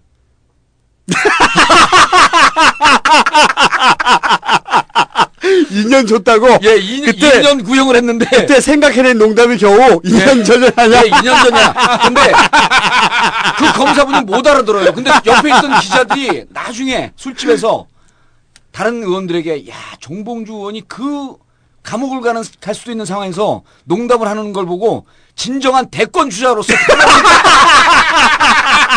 말도 안 되는 소리를 했죠. 아유, 제가 이분을 10년 가까이 알았는데 틈을 주면 안 돼요. 틈만 나면 자기 자랑하기 때문에 처음에 앞에서 들으면 뭔가 못 듣던 얘기 뒷이야기를 하나 싶어요. 그러나 깔때기와 같이 모든 이야기는 자기 자랑으로 다 모입니다. 무슨 얘기가 다 여기까지 와버렸나? 씨발. 아니 BBK 수사를 어디서 아 맞아. 아니 그 정치인들이 예. 왜 여야가 이번에 중수부에 모였느냐, 중수부 폐지에 합의를 했느냐. 그것은 이제 정권 말기가 다가오고 정권 말기가 다가올 뿐만 아니라 선거철이 다가오고. 그렇죠. 검찰이 무서워요. 그런데 선거만 다가오는 게 아니라 정권 말이 다가오고 선거가 다가온 두 가지가 합쳐지다 보니까 지금 현재 각하께서 각하의 지금 정치적 기반이 뒤흔들리고 있지 않습니까? 친이들이. 근데 다음 총선에 니들 나오려면 입 다물고 있어. 맞습니다. 입 다물고 있어라. 내가 부산 싹 조사해서 걸림도 다 죽여버린다. 라고 하는 각하의 그 계산을 여당에서도 읽었죠. 당연히 읽었고 나 죽게 생겼구나.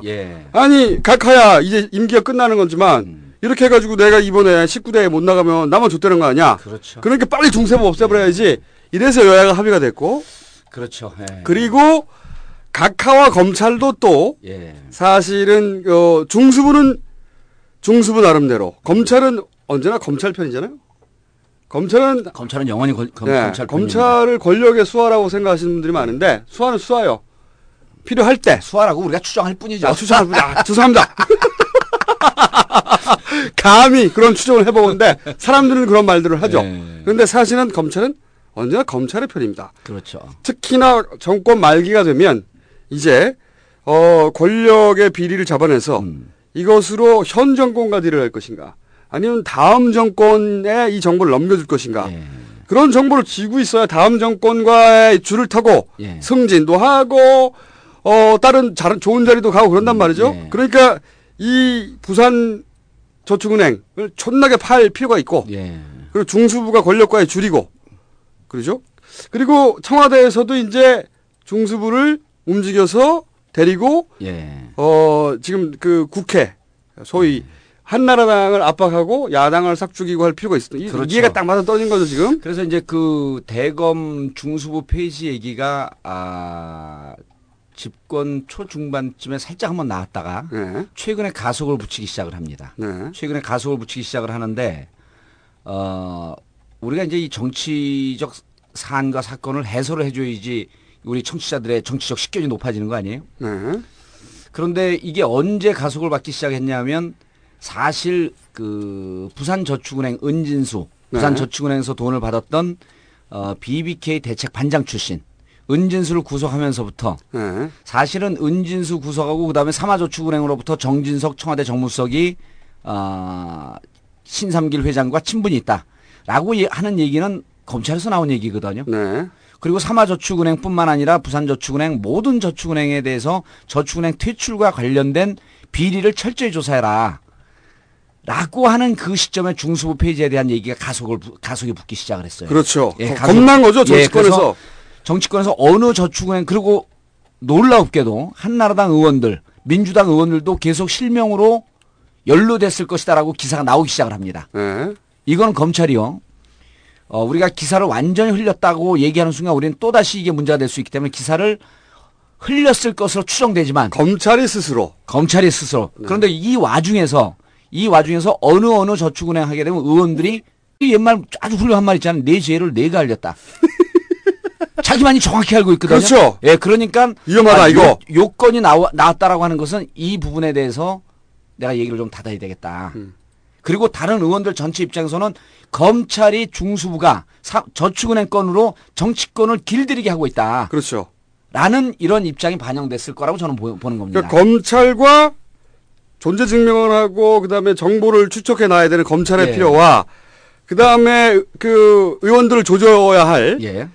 다음 그 총선 때 까불지 못하게 조져놔야 할 청와대의 필요가 딱 맞아 떨어진 거죠. 그렇죠. 검찰에서도 이 정보를 갖고 있어야만이 의원들 입장에서는 검찰 중수부 페이지 표결에 들어간다든지 이게 법안으로 통과되고 그럴 때 이러저러한 이유로 반대의 견해를 펴는 사람들이 검찰 출신뿐만 아니라 저는 있을 거라고 보는 거죠. 그리고 그렇죠. 이 반대의 견해를 표명할 명단의 숫자를 늘려놓자라고 하는 것이 검찰에 숨어있는 계산인 거죠. 계산이 아니겠느냐라고 추정해 보는 거죠. 그렇죠. 예. 그 검찰의 이해는 명확하게 이해가 되고 그다음 그럼 청와대가 국회 이해도 정확하게 이해가 아니 되죠. 얘네들이 나를 조지려고 하는 거구나.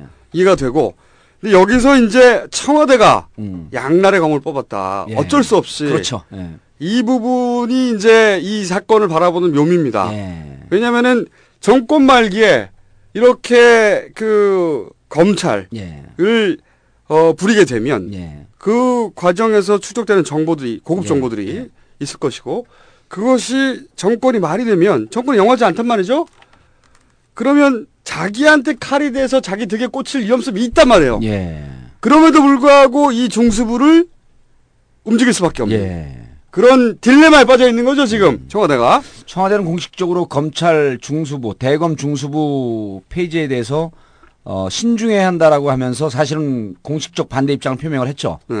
그 반대 입장을 표명하자 김진표 민주당 원내대표가 자칫 자신들에게 독이 될 수도 있는데 왜 중수부 페이지에 반대하느냐라고 하는 의미는 이명박 대통령 각하의 정권이 끝나고 난 다음에 만약에 혹시 비리가 있다고 한다면 그럴 리는 없지만 절대 그럴 리는 없지만 혹시 비리가 있다고 한다면 중수부가 퇴임한 권력을 손을 대고 그리고 당신들도 심하게 다칠 건데 그러니까 노무현 대통령한테 자기들이 했던 그대로 그대로보다도 이제 뭐 좀 비리가 더 많으면 좀 더 무슨 의미인지 왜냐하면 그렇죠. 왜 청와대는 중수부를 존치시키라고 하고 정치권에서 날리려고 하고 이게 부산 그 저축은행 사건하고 무슨 관련이 있는지 도대체 각자 계산이 뭔가 요 얘기를 정리를 딱 해줘야 됩니다. 일단 청취자분들께서 중수부 자체를 모르는 분들이 그렇죠. 한 70-80% 된다고 보고 중수부 기본 정보는 중수부는 일반 검찰이 대빵을 맞는 게 아니고 검찰총장이 직접 지휘한다. 첫 번째. 그리고 검찰총장은 대통령이 임명한다. 두 번째. 그리고 대통령이 검찰의 업무를 모르기 때문에 대통령을 보좌하는 수석. 민정수석. 합창한다. 민정수석이 보통 검찰총장의 한두 기수 위에 전 검찰 출신을 갖다 꽂는다. 이렇게 해서 대통령이 부리는 수사기관이다. 이렇게 이해하시면 됩니다. 대통령이 부릴 것으로 추정되는. 우리 각하께서는 그런 일을 하실 분이 아니죠. 아유, 죄송해요, 백하님. 아유, 죄송해. 그럴 뿐이 아니죠. 오로지 쓰레기 같은 밑에. 태만한. 저희 같은 젖도 아닌 것들이. 각하를 맨날 경록해. 그런 엄청난 말도 안 되는 상상을 하는 거죠. 그런 것이 이제 예. 중수부라고 우리가 추정하고 있는 거죠. 예. 중수부 이상이 이런 겁니다. 예. 그리고 검찰 중수부에 소속되어 있는 검사들은 언제든지 모든 직업으로부터 네. 차출을 받을 수 있고 보니까 문자로 차출을 해요. 초 엘리트들. 초 엘리트들. 네. 그리고 검찰은 이제까지 우리가 믿기에 거악과 맞서 싸워왔습니다. 아주 훌륭한 집단이죠. 그럼요. 네. 네.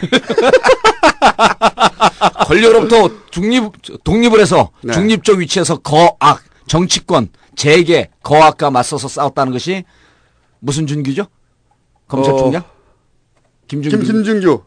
예, 네. 김준규 검찰총장의 말이었습니다. 그때 제 기억으로는 그 노무현 대통령 수사할 때 바로 중수부가 한 거죠. 중수부가 한 건데 그때 거악 노무현 대통령이 자주 갔던 삼계탕집이 있습니다. 삼계탕집. 거악이죠, 거악. 거악. 예. 예. 삼계탕집이니까 사막이라고 하시죠. 사막. 삼계탕집도 샅샅이 수사를 했죠. 샅샅이 수사를 해보는 이 거악들. 네. 닭이 나쁜 거지, 닭이. 네. 근데 그 삼계탕집 진짜 맛있어요. 이름을 얘기하시죠, 이름을. 이름은 잘 모르는데. 예. 우리가 사지 않으니까 보좌관이 돈 내니까 이름도 잘 모릅니다. 자, 그러면 이게 이제 그 소위 위상이에요. 예. 검찰에서 엘리트들이 그렇죠. 검찰총장이 직접 대빵하면서 예. 직접 진두지휘하는 그리고 검찰총장은 당연히 민정수석 라인과 사실은 통하고 있고 그렇죠. 그리고 민정수석은 당연히 대통령의 보좌진입니다. 그런 위상을 가진 기구인데 이 기구가 자기들은 없어질 수 없다. 노무현 대통령을 죽음으로 몰고 갔던 것도 대검 중수부에서 수사를 하던 와중이었죠. 했었죠. 예, 수사를 하던 와중이었고 그런데 이제 대검 자, 우선 그러면 그 얘기를 해주시죠. 정치권에서는 왜 없애려고 하느냐. 여기서부터 제가 좀. 예. 그러니까 이제 지금 우리 김총수께서 말씀하셨듯이 대검 중수부라고 하는 것이 검찰 중에 검찰입니다. 그렇죠. 그러니까 절대 권력을 갖고 무소불위의 권력을 갖고 수사를 못하는 게 없습니다. 대통령 빼고. 그렇죠. 이제 권력 후반기에 가면 자칫 잘못하면 대통령도 수사할 수 있는. 그런 기구인데 이것이 이제까지 노무현 대통령 때 임기 때를 빼고는 임명권자가 대통령이고 검찰총장이 그리고 검찰총장의 직할 부대이다 보니 권력으로부터 독립된다라고 하는 것이 사실상 불가능하다. 그렇죠. 그리고 그때까지. 검찰의 권력이 이쪽으로 집중되어 있기 때문에 여기서 중립적이지 않고 어느 한쪽에 어느 정치적 특정 정치 세력에 붙어서 만약 수사를 그쪽에 유리하게 한다고 한다면 실질적으로 정치적 사건이라든지 이 권력에 유리한 쪽으로 수사를 할 위험성이 높다. 그래서 이 중수부의 권력을 각 지검의 특수부로 분할을 시키자. 그런 권력이 집중되면 절대 권력은 절대 부패하니 이것을 좀 분화시키자. 라고 하는 겁니다. 그리고 이 분화시키는 기본 정신이 검찰 개혁의 핵심적 사안이다. 그런데 여기서 사람들이 아니 야당이 그런 주장하는 것은 이해가 가는데 어째요 하고 이렇게 1,000만 원을 밀어 넣어 줬는데 북한이 이걸 쳐냈다는 거 아니에요 지금. 뭐야 이 불떠는. 이제 우리는 여기서 우리 청취자들 위해서 상황 예측을 해줘야죠. 자, 돈봉투를 건넸다라고 하는 북한 측 주장이 이제 녹취록까지 까겠다 하면서 지금 아주 구체적으로 상황 설명을 한 거 아닙니까? 이후에 이 내용은 진위 파악을 하겠다. 1단계. 그리고 국민들 이 부분에 대한 불신이 사그러들지 않으면 진위 파악을 한 결과 실무자들이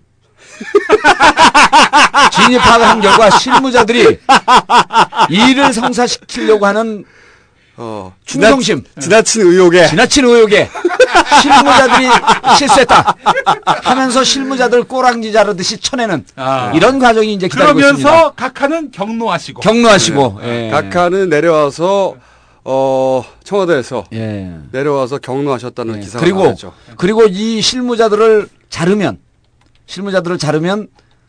후에 문제가 될 것 같으니까 실무자들에게는 3개월 내지 6개월 정도 한직으로 갔다가 다시 복귀시켜 줄 것을 약속을 하고 복귀 혹은 그리고 다른 자리로 보냅니다. 복귀 혹은 다른 자리죠. 그런데도 이게 무마되지 않으면 이 분야를 책임지고 있는 청와대 외교수석을 경질하는 이런 상황이 3단계 과정이 기다리고 있습니다. 제가 보면 통일부 장관도 같이 날아갈 수 있습니다. 통일부 장관까지는 아니고 국장이나 차장으로 처음에 그 손을 대려고 할 겁니다. 그리고 그래도 여론이 안 좋으면 이제 장관도 손을 대고 수석도 손을 대는데 어차피 막판에 장관들 좀 나눠줘야 되거든요. 근데 이제 두 분이 모르시는 게 있습니다. 지난번에 우리 대통령 각하께서 뭐라 그랬냐면 내년 총선 출마할 사람들은 5월까지 모두 사표를 내라. 이런 얘기를 한 적이 있어요. 그렇죠. 그런데 지금 6월이 됐습니다. 그때 우유부단하고 우왕좌왕하다가 사표를 못 낸 사람들이 있습니다. 아직도. 이 사람들에게 총선 출마의 길을 열어주기 위해서 이번 돈봉투 사건에 책임을 지고 누구누구를 경질했다. 그 사람은 내년 총선에 반드시 출마합니다. 예언 하나 나왔어요. 그럼요. 기가 막힌 예언입니다. 이게 17대 국회의원 정봉주 노원 갑을 지역구로 두고 있는 저 아니면 못하는 겁니다. 이게. 하지만 내년 출마는 아직 확정됐지 않은. 그리고 이분의 출마를 저희가 막을 수 있다. 선거법 위반으로 보낼 수 있다. 그 점 주의해 주시고 충성을 다하쳐 주시기 바라고요. 저희가 지난주 얘기는 했었죠. 북한이 이제 가지고 놀 것이다. 그러면 주도권을 완전히 가지게 될 것이고 여차하면 녹취록까지 흔들 것이다. 예상했던 일입니다. 네. 예. 그래서 이제 이 방송을 이 두 분들이 얘기하는 건 저는 안 들려. 왱왱왱 소리밖에 안 들려. 내용이 연결한데. 원래 의원님은 다른 사람 얘기를 듣지 않아요. 다른 사람 얘기를 듣지 않고 멍한 표정으로 자기 생각만 하고 있어 원래. 그러다 언제 끼어들까? 그래서 이제 우리 청취자분들은 진행되고 있는 정치 상황을 잘 풀어서 해설해서 이해도도 높지만 앞으로 신문기사 볼 때 이 사건이 어떻게 전개될까라고 우리가 미리 길을 다 알려주기 때문에 정치에 대한 눈이 확 띄는 거죠. 고맙다고 댓글 쓴 사람 무척 많습니다. 정치가 재밌다. 정봉주 의원 덕에 정치를 제대로 알기 시작했다. 정봉주 의원 덕은 아니고요. 딴지 라디오 덕에.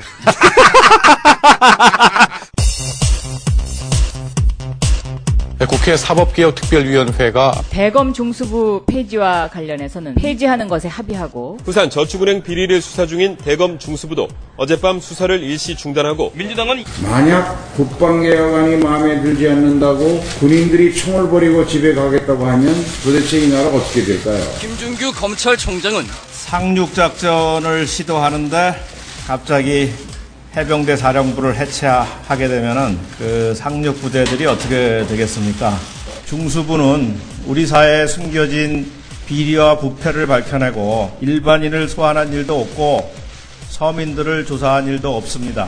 작은 부패는 처벌하고 커다란 부패는 지나쳐 버려야 될지도 모르는 미래의 상황은 대검찰청 중앙수사부 폐지에 대해서 청와대가 사실상 반대 입장을 밝혔습니다. 전국 단위의 범죄, 대형 사건을 다루는 중수부의 폐지와 관련해서는 보다 신중한 검토가 필요하다는 사실상 검찰의 손을 들어준 셈입니다. 한나라당이 의원총회를 열었는데 폐지는 물 건너간 분위기입니다. 민주당은 청와대 한나라당이 끌려가고 있다고 비판했습니다. 청와대를 위한 한나라당이 아니라 국민을 위한 한나라당으로 되돌아오기를. 자, 오늘은 이 얘기를 좀 해보죠. 아무래도 중수부가 최근에 가속을 붙이기 시작을 합니다. 최근에 가속을 붙이기 시작을 하는데 우리가 이제 이 정치적 사안과 사건을 해설을 해줘야지 우리 청취자들의 정치적 식견이 높아지는 거 아니에요?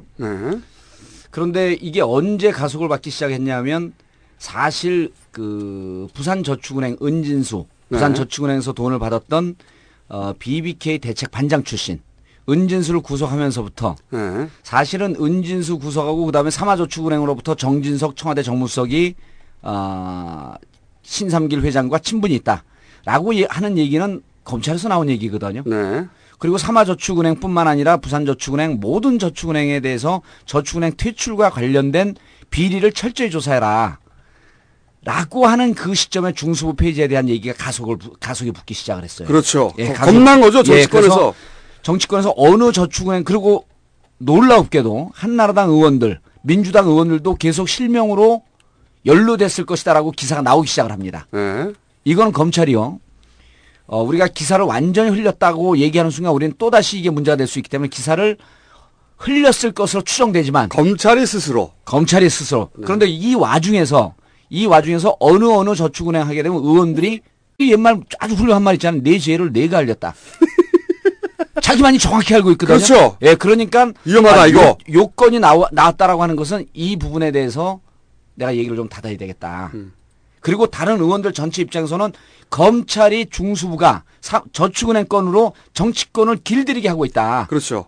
라는 이런 입장이 반영됐을 거라고 저는 보는 겁니다. 그러니까 검찰과 존재 증명을 하고 그다음에 정보를 추적해 놔야 되는 검찰의 필요와 그다음에 그 의원들을 조져야 할 다음 그 총선 때 까부지 못하게 조져놔야 할 청와대의 필요가 딱 맞아 떨어진 거죠. 그렇죠. 검찰에서도 이 정보를 갖고 있어야만이 의원들 입장에서는 검찰 중수부 폐지 표결에 들어간다든지 이게 법안으로 통과되고 그럴 때 이러저러한 이유로 반대의 견해를 펴는 사람들이 검찰 출신뿐만 아니라 저는 있을 거라고 보는 거죠. 그리고 그렇죠. 이 반대의 견해를 표명할 명단의 숫자를 늘려놓자라고 하는 것이 검찰에 숨어있는 계산인 거죠. 계산이 아니겠느냐라고 추정해 보는 거죠. 그렇죠. 그 검찰의 이해는 명확하게 이해되고 그다음 그럼 청와대가 국회 이해도 정확하게 이해가 되죠. 얘네들이 나를 조지려고 하는 거구나 이해가 되고 근데 여기서 이제 청와대가 양날의 검을 뽑았다. 어쩔 수 없이 그렇죠. 이 부분이 이제 이 사건을 바라보는 묘미입니다. 왜냐면은 정권 말기에 이렇게 그 검찰을 부리게 되면 그 과정에서 추적되는 정보들이 고급 정보들이 있을 것이고 그것이 정권이 말이 되면 정권이 영하지 않단 말이죠. 그러면 자기한테 칼이 돼서 자기 득에 꽂힐 위험성이 있단 말이에요. 그럼에도 불구하고 이 중수부를 움직일 수밖에 없는 그런 딜레마에 빠져 있는 거죠 지금 청와대가. 청와대는 공식적으로 검찰 중수부, 대검 중수부 폐지에 대해서 신중해야 한다라고 하면서 사실은 공식적 반대 입장을 표명을 했죠. 그 반대 입장을 표명하자 김진표 민주당 원내대표가 자칫 자신들에게 독이 될 수도 있는데 왜 중수부 폐지에 반대하느냐라고 하는 의미는 이명박 대통령 각하의 정권이 끝나고 난 다음에 만약에 혹시 비리가 있다고 한다면 그럴 일은 없지만 절대 그럴 일은 없지만 혹시 비리가 있다고 한다면 중수부가 퇴임한 권력을 손을 대고 그리고 당신들도 심하게 다칠 건데 그러니까 노무현 대통령한테 자기들이 했던 그대로 그대로보다도 이제 뭐 좀 비리가 더 많으면 좀 더 강도 높게 하겠지만 어쨌든 중수부가 그렇게 현 대통령 각하는 비리는 없을 것 같잖아요. 물론 절대 없으실 분이죠. 그분은 상상할 수 씨발 절대 그럴 분이 아닙니다. 절대 그럴 분이 아니죠. 그런데 만약에 비리가 있다고 한다면 또 더 많다고 한다면 대검 중수부의 칼이 바로 직접적으로 자신들의 심장을 꽂을 건데 그러니까 말이에요. 왜 중수부 폐지를 반대하느냐라는 입장을 얘기했단 말이에요. 이제 청취자분들 충분히 이해했을 거고 청와대 입장은 이렇게 이해가 됩니다. 공식적으로는 대검 중수부 폐지를 반대했고 이거는 대검에게 아주 우호적인 시그널을 보낸 거예요. 그렇죠. 나 니네 편이다. 알아라. 당신들 조직을 지켜줄 거야. 그렇죠. 대검 중수부 의미 있어. 그리고 나는 분명히 당신들 편이라고 하는 입장을 보여줬어. 이제는 나와 우호적인 관계를 레임덕이라고 하는 거 신경 쓰지 말고 끝까지 가자. 우리는 이 동지 아니냐. 그런 제스처를 한번 던져고 보였고 혹은 또 우리가 지금 추정하고 추정했듯이 그런데 만약에 난 비익한 측 주장이 이제 녹취록까지 까겠다 하면서 지금 아주 구체적으로 상황 설명을 한 거 아닙니까? 이후에 이 내용은 진위 파악을 하겠다. 1단계. 그리고 국민들 이 부분에 대한 불신이 사그러들지 않으면 진위 파악을 한 결과 실무자들이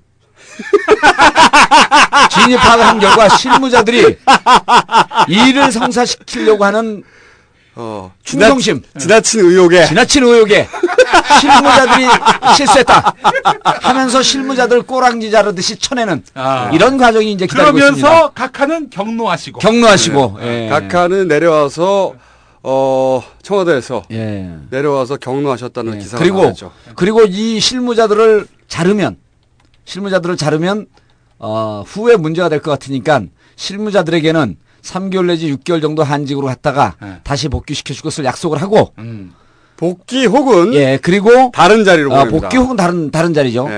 그런데도 이게 무마되지 않으면 이 분야를 책임지고 있는 청와대 외교수석을 경질하는 이런 상황이 3단계 과정이 기다리고 있습니다. 제가 보면 통일부 장관도 같이 날아갈 수 있습니다. 통일부 장관까지는 아니고 국장이나 차장으로 처음에 그 손을 대려고 할 겁니다.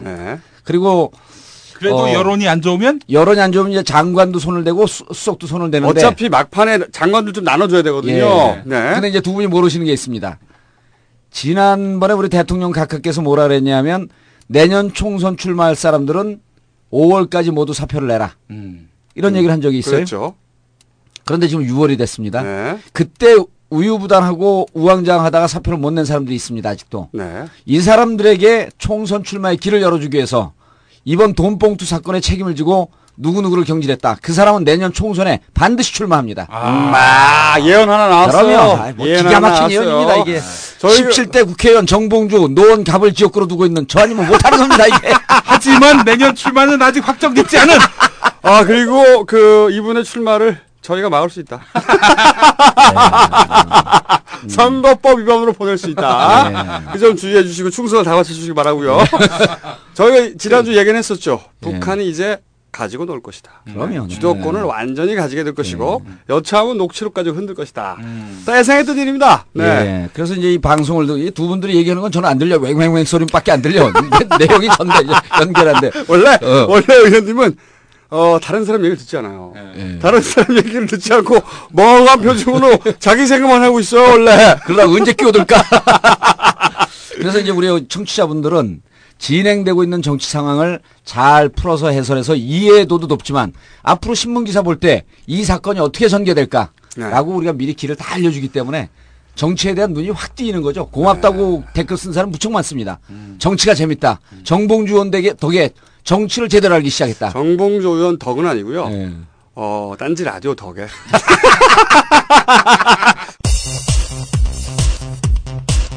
국회 사법개혁특별위원회가 대검 중수부 폐지와 관련해서는 폐지하는 것에 합의하고 부산 저축은행 비리를 수사 중인 대검 중수부도 어젯밤 수사를 일시 중단하고 민주당은 만약 국방개혁안이 마음에 들지 않는다고 군인들이 총을 버리고 집에 가겠다고 하면 도대체 이 나라가 어떻게 될까요? 김준규 검찰총장은 상륙작전을 시도하는데 갑자기 해병대 사령부를 해체하게 되면은 그 상륙 부대들이 어떻게 되겠습니까?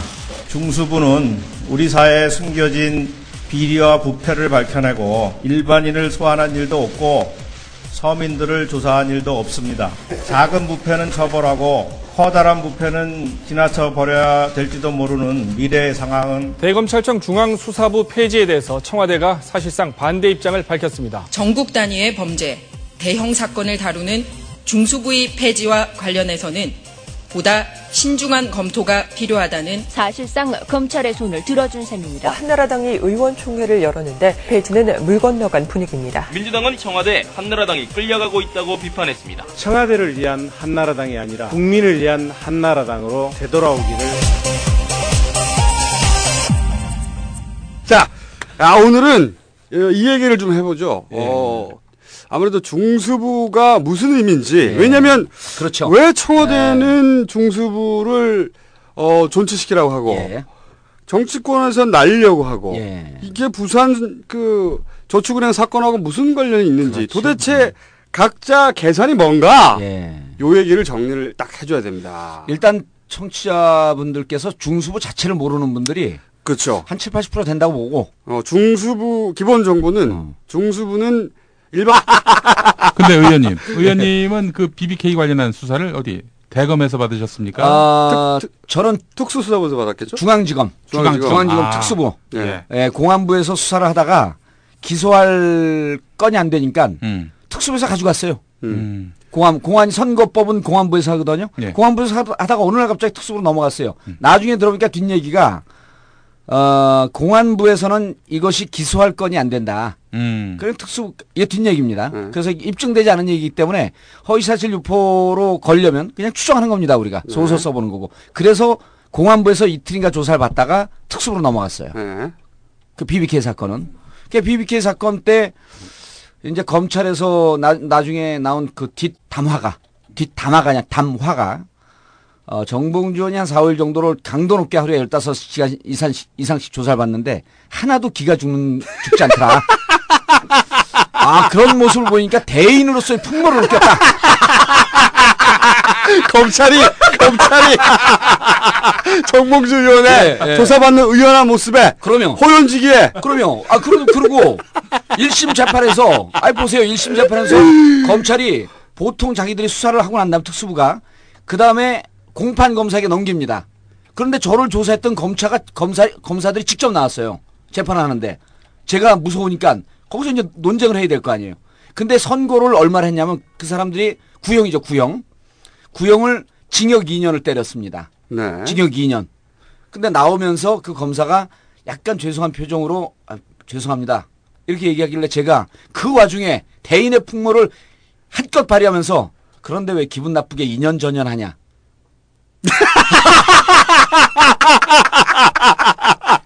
2년 줬다고? 예, 2년 구형을 했는데. 그때 생각해낸 농담이 겨우 2년 전이냐? 2년 전이야. 근데 그 검사분이 못 알아들어요. 근데 옆에 있던 기자들이 나중에 술집에서 다른 의원들에게 정봉주 의원이 그 감옥을 갈 수도 있는 상황에서 농담을 하는 걸 보고 진정한 대권 주자로서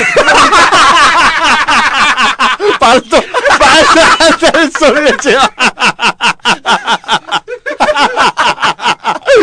아유, 제가 이분을 10년 가까이 알았는데 틈을 주면 안 돼요. 틈만 나면 자기 잘하기 때문에 처음에 앞에서 들으면 뭔가 못 듣던 얘기 뒷이야기를 하나 싶어요. 그러나 깔때기와 같이 모든 이야기를 자기 자랑으로 다 모입니다. 무슨 얘기하다 여기까지 와버렸나? 씨발. 아니, BBK 수사를 어디서? 아, 맞아. 아니. 그, 정치인들이 예. 왜 여야가 이번에 중수부에 모였느냐, 중수부 폐지에 합의를 했느냐, 그것은, 이제 정권 말기가 다가오고, 정권 말기가 다가올 뿐만 아니라 선거철이 다가오고. 그렇죠. 검찰이 무서워요. 그런데 선거만 다가오는 게 아니라 정권 말이 다가오고 선거가 다가온 두 가지가 합쳐지다 보니까 지금 현재 각하께서 각하의 지금 정치적 기반이 뒤흔들리고 있지 않습니까? 친이들이. 근데 다음 총선에 니들 나오려면 입 다물고 있어. 맞습니다. 입 다물고 있어라. 내가 부산 싹 조사해서 걸리면 나 죽여버린다. 라고 하는 각하의 그 계산을 여당에서도 읽었죠. 당연히 읽었고 나 죽게 생겼구나. 아니 각하야 이제 임기가 끝나는 거지만 이렇게 해가지고 내가 이번에 19대에 못 나가면 나만 좆되는 거 아니야. 그렇죠. 그러니까 빨리 중세법 없애버려야지. 이래서 여야가 합의가 됐고. 그렇죠. 그리고 각하와 검찰도 또 사실은 중수부는 중수부 나름대로 검찰은 언제나 검찰 편이잖아요. 검찰은 영원히 검찰 편입니다. 검찰을 권력의 수하라고 생각하시는 분들이 많은데 수하는 수하요. 필요할 때 수하라고 우리가 추정할 뿐이죠. 추정할 뿐. 죄송합니다. 감히 그런 추정을 해보는데 사람들은 그런 말들을 하죠.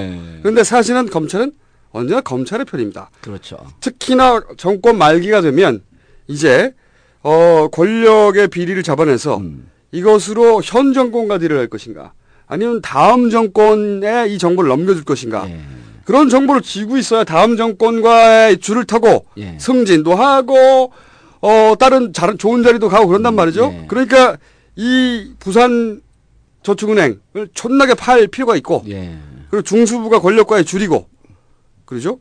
그리고 청와대에서도 이제 중수부를 움직여서 데리고 지금 그 국회 소위 한나라당을 압박하고 야당을 싹 죽이고 할 필요가 있습니다. 그렇죠. 이해가 딱 맞아 떨어진 거죠 지금. 그래서 이제 그 대검 중수부 폐지 얘기가 집권 초중반쯤에 살짝 한번 나왔다. 검찰이 대빵을 맞는 게 아니고 검찰총장이 직접 지휘한다. 첫 번째. 그리고 검찰총장은 대통령이 임명한다. 두 번째. 그리고 대통령이 검찰의 업무를 모르기 때문에 대통령을 보좌하는 수석. 민정수석. 합쳐한다. 민정수석이 보통 검찰총장의 한두 기수 위에 전 검찰 출신을 갖다 꽂는다. 이렇게 해서 대통령이 부리는 수사기관이다. 이렇게 이해하시면 됩니다. 대통령이 부릴 것으로 추정되는. 우리 각하께서는 그런 일을 하실 분이 아니죠. 아유, 죄송해요, 백하님. 아유, 죄송해. 그럴 뿐이 아니죠. 오로지 쓰레기 같은 밑에. 그만한 저희 같은 좆도 아닌 것들이. 각하를 맨날 경록해. 그런 엄청난 말도 안 되는 상상을 하는 거죠. 그런 것이 이제 중수부라고 우리가 추정하고 있는 거죠. 중수부의 이상이 이런 겁니다. 그리고 검찰 중수부에 소속되어 있는 검사들은 언제든지 모든 직업으로부터 차출을 받을 수 있고 보니까 문자로 차출을 해요. 초엘리트들. 그리고 검찰은 이제까지 우리가 믿기에 거악과 맞서 싸웠습니다. 아주 훌륭한 집단이죠. 그럼요. 권력으로부터 독립을 해서 중립적 위치에서 거악, 정치권, 재계, 거악과 맞서서 싸웠다는 것이 무슨 준규죠? 검찰총장? 김준규. 김준규 검찰총장의 말이었습니다. 그때 제 기억으로는 그 노무현 대통령 수사할 때 바로 중수부가 한 거죠. 중수부가 한 건데 그때 거악 노무현 대통령이 자주 갔던 삼계탕집이 있습니다. 삼계탕집. 거악이죠, 거악. 거악. 네. 아, 삼계탕집이니까 사막이라고 하시죠. 사막. 삼계탕집도 샅샅이 수사를 했죠. 샅샅이 수사를 해보는 이 거학들. 네. 닭이 나쁜 거지 닭이. 네. 근데 그 삼계탕집 진짜 맛있어요. 이름을 얘기하시죠, 이름을. 아, 이름은 잘 모르는데. 예. 우리가 사지 않으니까 보좌관이 돈 내니까 이름도 잘 모릅니다. 자, 그러면 이게 이제 그 소위 위상이에요. 예. 검찰에서 엘리트들이 그렇죠. 검찰총장이 직접 대빵하면서 직접 진두지휘하는 그리고 검찰총장은 당연히 민정수석 라인과 사실은 통하고 있고 그렇죠. 그리고 민정수석은 당연히 대통령의 보좌진입니다. 그런 위상을 가진 기구인데 이 기구가 자기들은 없어질 수 없다. 노무현 대통령을 죽음으로 몰고 갔던 것도 대검 중수부에서 수사를 하던 와중이었죠. 했었죠. 예, 수사를 하던 와중이었고. 그런데 이제 대검 자, 우선 그러면 그 얘기를 해주시죠. 정치권에서는 왜 없애려고 하느냐. 여기서부터 제가. 예. 그러니까 이제 지금 우리 김총수께서 말씀하셨듯이 대검 중수부라고 하는 것이 검찰 중에 검찰입니다. 그렇죠. 그러니까 절대 권력을 갖고 무소불위의 권력을 갖고 수사를 못하는 게 없습니다. 대통령 빼고. 그렇죠. 이제 권력 후반기에 가면 자칫 잘못하면 대통령도 수사할 수 있는. 그런 기구인데 이것이 이제까지 노무현 대통령 때 임기 때를 빼고는 임명권자가 대통령이고 검찰총장이 그리고 검찰총장의 직할 부대이다 보니 권력으로부터 독립된다라고 하는 것이 사실상 불가능하다. 그렇죠. 그리고 그때까지. 검찰의 권력이 이쪽으로 집중되어 있기 때문에 여기서 중립적이지 않고 어느 한쪽에 어느 정치적 특정 정치 세력에 붙어서 만약 수사를 그쪽에 유리하게 한다고 한다면 실질적으로 정치적 사건이라든지 이 권력에 유리한 쪽으로 수사를 할 위험성이 높다.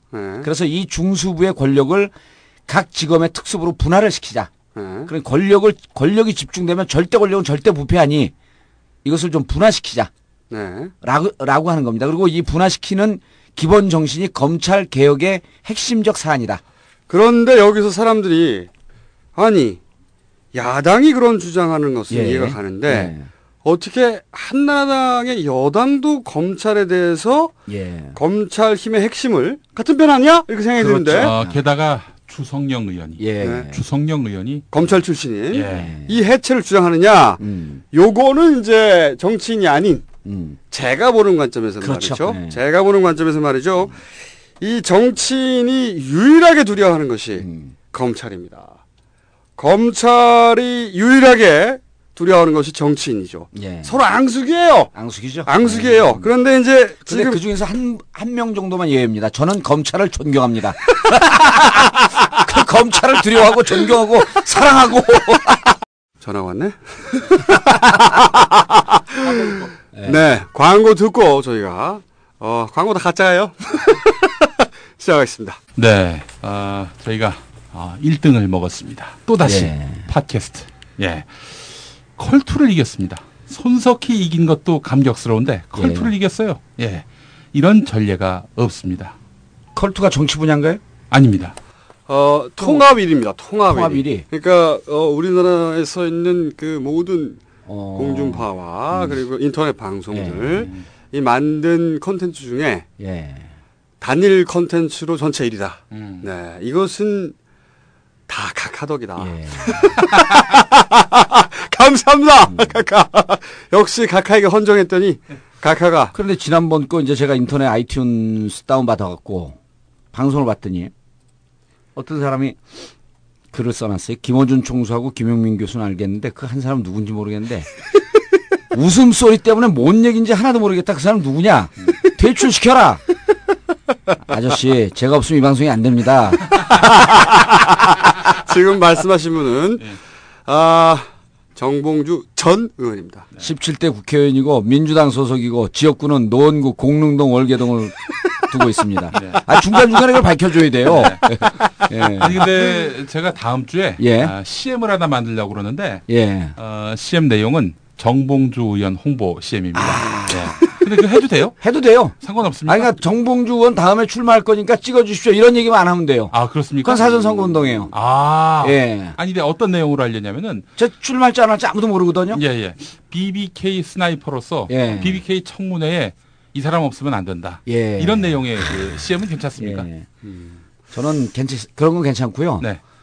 이 사람이 대중을 상대로 다음 19대 때 총선에 출마할 예정이니 꼭 여러분들께서 찍어주시기 바랍니다. 네. 라고 얘기하면 선거법 위반이 그런 얘기하면 절대 안 돼요. 아, 그런 얘기 해야 되겠네. 그렇지. 아니, 나왔어. 우리가 하자. 나는 못하고 우리 김총수하고 김용민 교수 하면 됩니다. 아니, 우리 한다면 멱소리를 변조해가지고 앞길을 존나게 막는 거야. 정계 복귀가 불가능하도록 사장 시켜버리는 거죠. 네, 사장. 예. 아, 그런 묘수가 있었군요. 네, 그렇습니다. 아, 근데 저희가 이 방송을 목요일 날 골방에 모여서 합니다. 예. 이 3명 이상 들어올 수 없는 골방에 모여서 하는데. 우리 집사람도 와갖고 장소가 비좁았고 못 들어왔어요. 언제 한번 저희가 골방 사진 찍어가지고 올릴 텐데. 네. 근데 이 골방에 들어온 직후 속보가 떴다. 네, 그렇습니다. 예. 남북 간 비밀 접촉에 참여했던 북한 국방위원회 정책국 대표가 비밀 접촉에 관한 우리 정부의 해명, 그러니까 우리는 애걸복걸 안 했다. 하지 않았다. 네. 진위가 잘못 전달됐다. 정상회담 자체를 언급하지 않고 예. 사과만 요구했다. 아, 그리고 돈 같은 거 절대 안 줬다. 이렇게 해명했죠. 예. 근데 우리는 그럴 리가 없다. 네. 절대 그럴 리가 없다고 계속 주장했었죠. 우리 그렇습니다. 이명박 대통령 각하께서 감히 그런 일을 지시하거나 혹은 나중에 알았어도 격노하실 분 아닙니까? 네, 그렇죠. 자, 그런데 북측이 이런 남측의 해명을 반박하면서 접촉 당시에 녹음 기록을 공개할 수 우리가 지난주에 얘기했잖아. 우리가 얘기를 했던 거 아니에요. 이러다가 북한이 녹취 깐다 얘기했던 거 아니야. 아니, 그러니까 우리가 방송 나가고 그 다다음 날인가요? 민주당에서 우리 방송을 들었는지 네.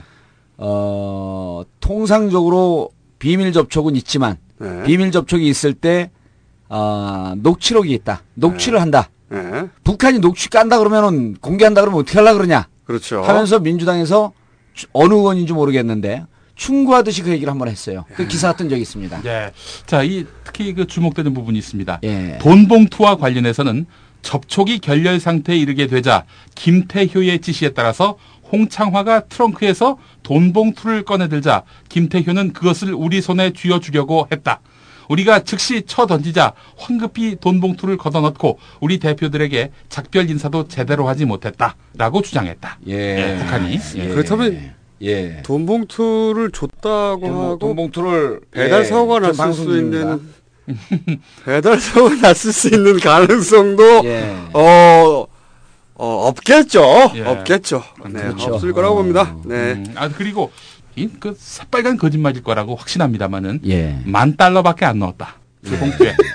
$10,000라면 1,000,000원 정도인데. 1,000,000원, 1,200만원쯤 되는 거죠. 그 살 때는 1,200만원이고 팔 때는 1,150만원입니다. 네, 차비하세요 하고 이렇게 1,000,000원을 밀어 넣어 줬는데 북한이 이걸 쳐냈다는 거 아니에요. 지금.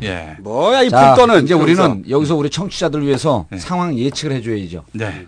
자, 돈 봉투를 건넸다라고 하는